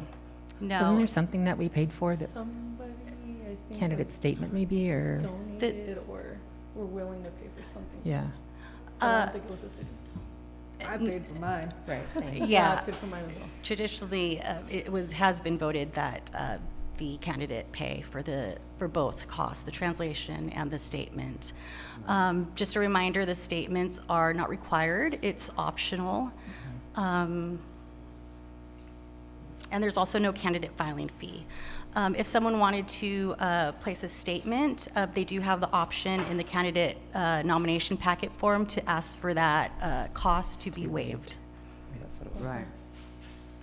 And people have taken advantage of that in the past. Oh, good. So, well, what was that just for? Was it for one of them or for all of them? It's for both. It's for the printing and the translation. Okay. I do think that it would, any way we could help to have zero cost would make it better for people to, Agreed. entice people to want to run and be part of our community. Yep. So if we say we happen to vote no, who picks up the costs? The taxpayers. Okay. Well, and again, if they have a financial burden, they can get an exemption. There's something they fill out. Correct. And we don't charge for a candidate filing statement like most cities. Oh. So number one, if we want to discuss setting the limit to 200 or 400 words. 200. 200 sounds fine. Is there consensus? 200 is good with me. Okay, and if we could take a vote. Do you need a motion as well, or do you need? Yes, a motion I'll and a move second. to limit the candidate statement to 200 words. Second? No further Okay. discussion? Call for the vote. Councilmember De La Rosa? Aye. Councilmember Lavelle? Aye. Councilmember Schickling? Aye. Mayor Pro Tem Ponce? Aye. Mayor Marshall? Aye. All ayes. Okay, printing cost of the statement by the candidate, yea or nay? I think it should be paid by the candidate. Me too. Is there a motion? I'll make a motion. So the motion would be for the candidate to pay for the printing statement and also to decide if you want that to be printed in the voter pamphlet and or the county website. Correct. So would you So want which both do you of want, those? county or both? Do you want website or pamphlet And. or both? Well, wouldn't it be and? Or So you have two options. So the online candidate statement is new this election. yeah, because I don't remember that one in the last. Yeah. So if you decide to have the statements in the voter pamphlet, that charge that we talked about would be the 200 estimate. Since it's a first time kind of trial run, the county is waiving that online statement Well, then, if you choose. yeah. If you also have the option to just do the candidate online statement, but that's $279 and it won't be included in the pamphlet. Okay. Voter pamphlet That and doesn't county make sense. website. I know, but So if we want it in the voter pamphlet and on the county website, then it would just be the 200? Yeah. Correct, it's For this estimated time. 200. So once the county provides the final invoice, we'll go ahead and we've got 30 days from the election to charge the difference. Or if there's an overpayment, we would go ahead and reimburse you. And then we have to vote on this every time there's an election? Correct. Okay, so why don't we go for the freebie since it's. right. Makes sense. Yeah. One, Go it's for the good to have more 200. information out there too for people to find, right? Right, Yeah. exactly. And I will say one time I got a refund, so. Yeah, it does happen. Oh, wow. Woohoo, fancy.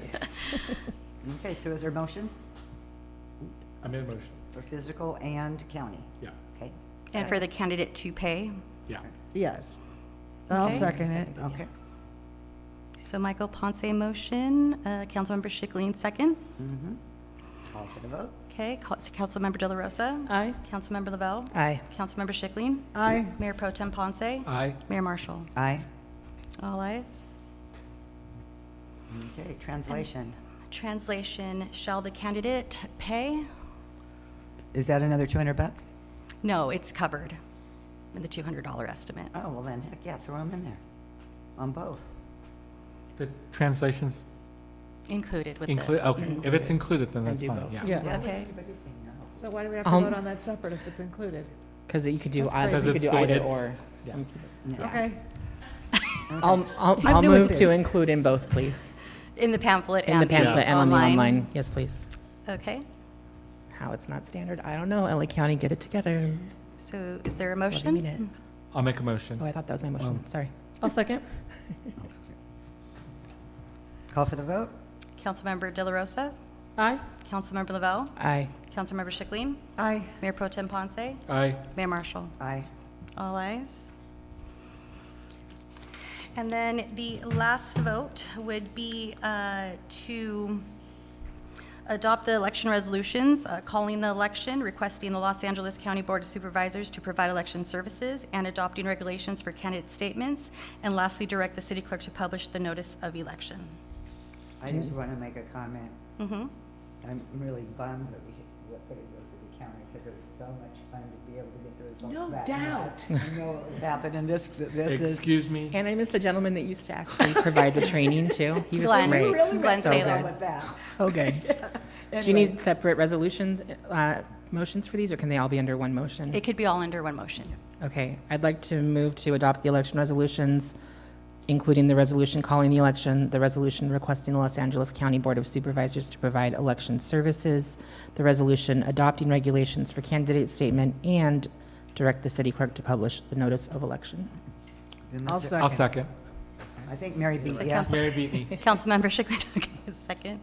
All right. Councilmember De La Rosa? Aye. Councilmember Lavelle? Aye. Councilmember Schicklin? Aye. Mayor Pro Tem Ponce? Aye. Mayor Marshall? Aye. All ayes. This is my favorite one. Number 5. 5 is my favorite. Okay. Okay. Item 5, again, you have to make a choice. Determine appropriate action to take in the case of a tie vote in the Avalon municipal election on March 5th, 2024. City Council may either adopt a resolution providing for a special runoff in a case of a tie vote, or do not adopt a resolution, allow a tie to be decided by lot. If you do that, then determine the method of, should apply specifically to the election, or this election only, or to all subsequent elections. Ooh, ooh, ooh. Well, for those of you, And this happens. for those of, I say draw a name out of a hat in all tied elections. yes. So that was his situation last time, and they got up there with the exact same piece of paper with the Exact same names on it size. spread, and then one of the law enforcement people pulled the name out of the hat, and so we got Michael back. I'll agree But- with that, only if we can make it a Only Dodger in hat every Avalon. year. All right, so we should keep it that way, only in All- Avalon. We don't need only to in waste Avalon, money yeah. on a revote. No, no.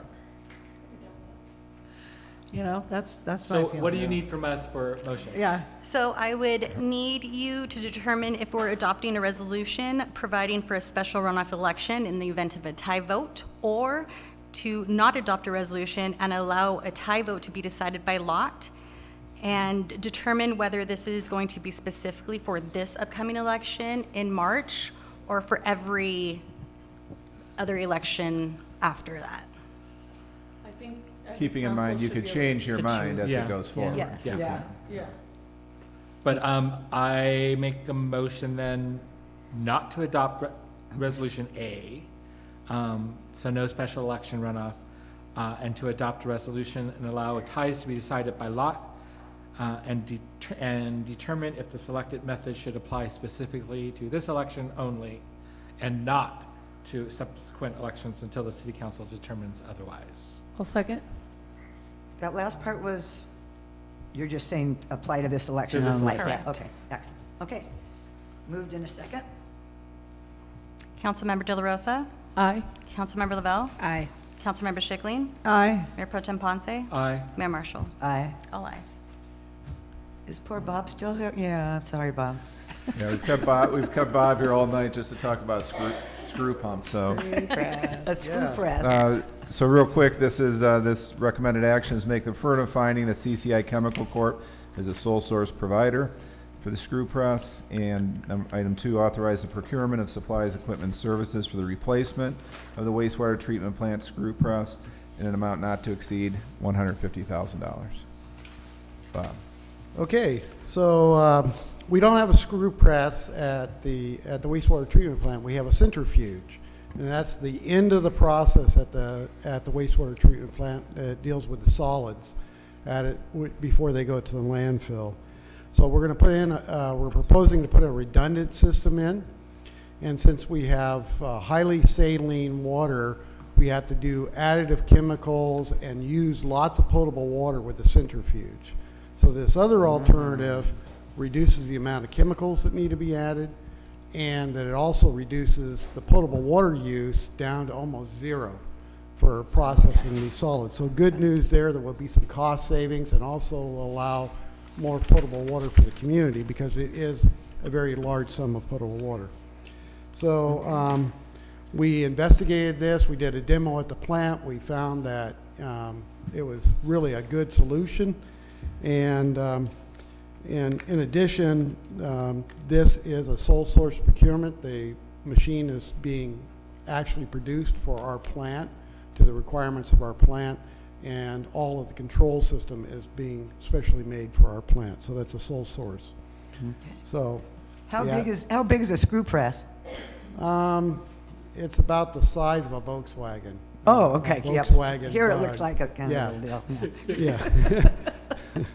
So just imagine This is that. what you take to your home, And- you use in your home when it looks that size, And right? it also has redundancy in itself. There's 2 screw presses, it's really a good system and very cost effective. Yeah. Is it going to cut down on the smell out there?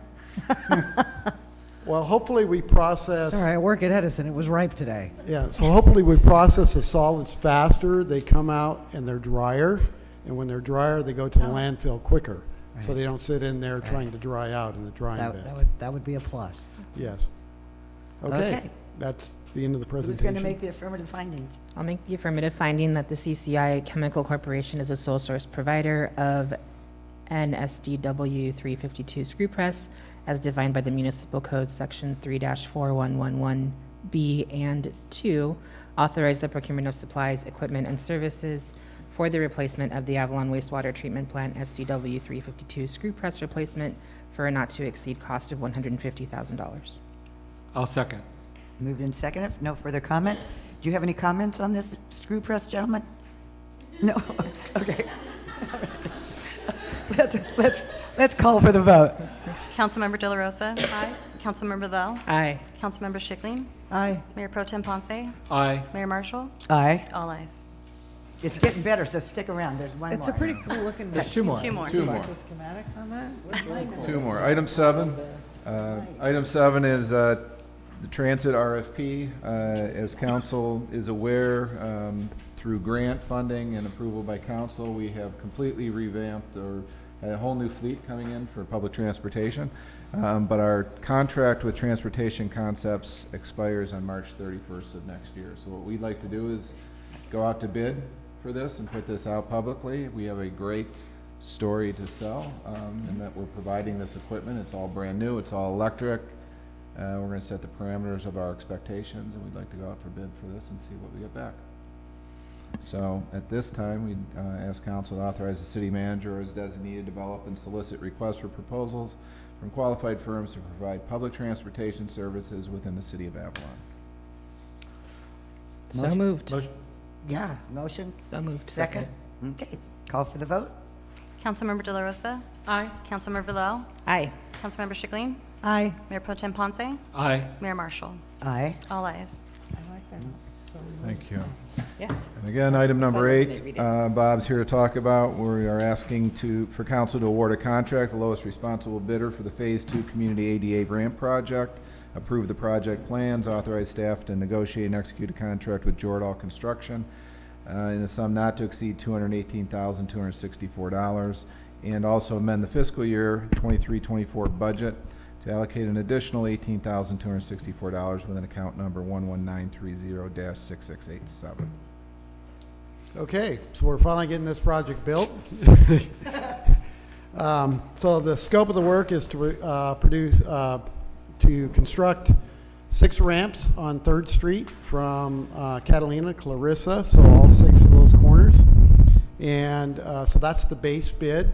So we'll get those built. And then we also bid on alternate bids for 4 additional ramps at the corner of Clarissa and Beacon. Okay? Great. And Awesome. so our anticipation is that we could build 2 additional ramps, but we'll do the base bid, and so built into that contingency there is if we don't have enough money after the first 6 to get 2 additional, we'll get 1 additional one Right. built. Okay, so that's the way we set up the bid, so we can get as much work and ramps produced as possible. Cool. And we're ready to start on it here very quickly, like within a week. Are Once they we going to get- put it up the retaining wall? What? Isn't Jordahl supposed to be doing something else for us? Yes, they're doing the fuel tank retaining wall. Yes. And they'll be doing this, and then they're also doing the retaining wall on 206 East Whitley and the frontage improvements. So we're going to be very busy with them Yeah. within this next month. Plus, they'll be doing some other work for us too. Who put the other ramps in the last time, like the one on Catalina and Beacon? Catalina and Beacon, that was Jordal. Okay. Because that one really still collects a lot of water there. It's And really nasty. They owe me a retrofit on that. Okay, So thank you. once they came, I said we'd be getting going on ramps again. I said that they needed to correct that one, so they will. Great, thank you. Oh, good. Then I'll make a motion to award contract to the lowest possible responsible bidder for Phase 2 Community ADA Ramp Project, approve the project plans, and authorize staff to negotiate and execute a contract with Jordal Construction, Inc. for not to exceed a sum of $218,264.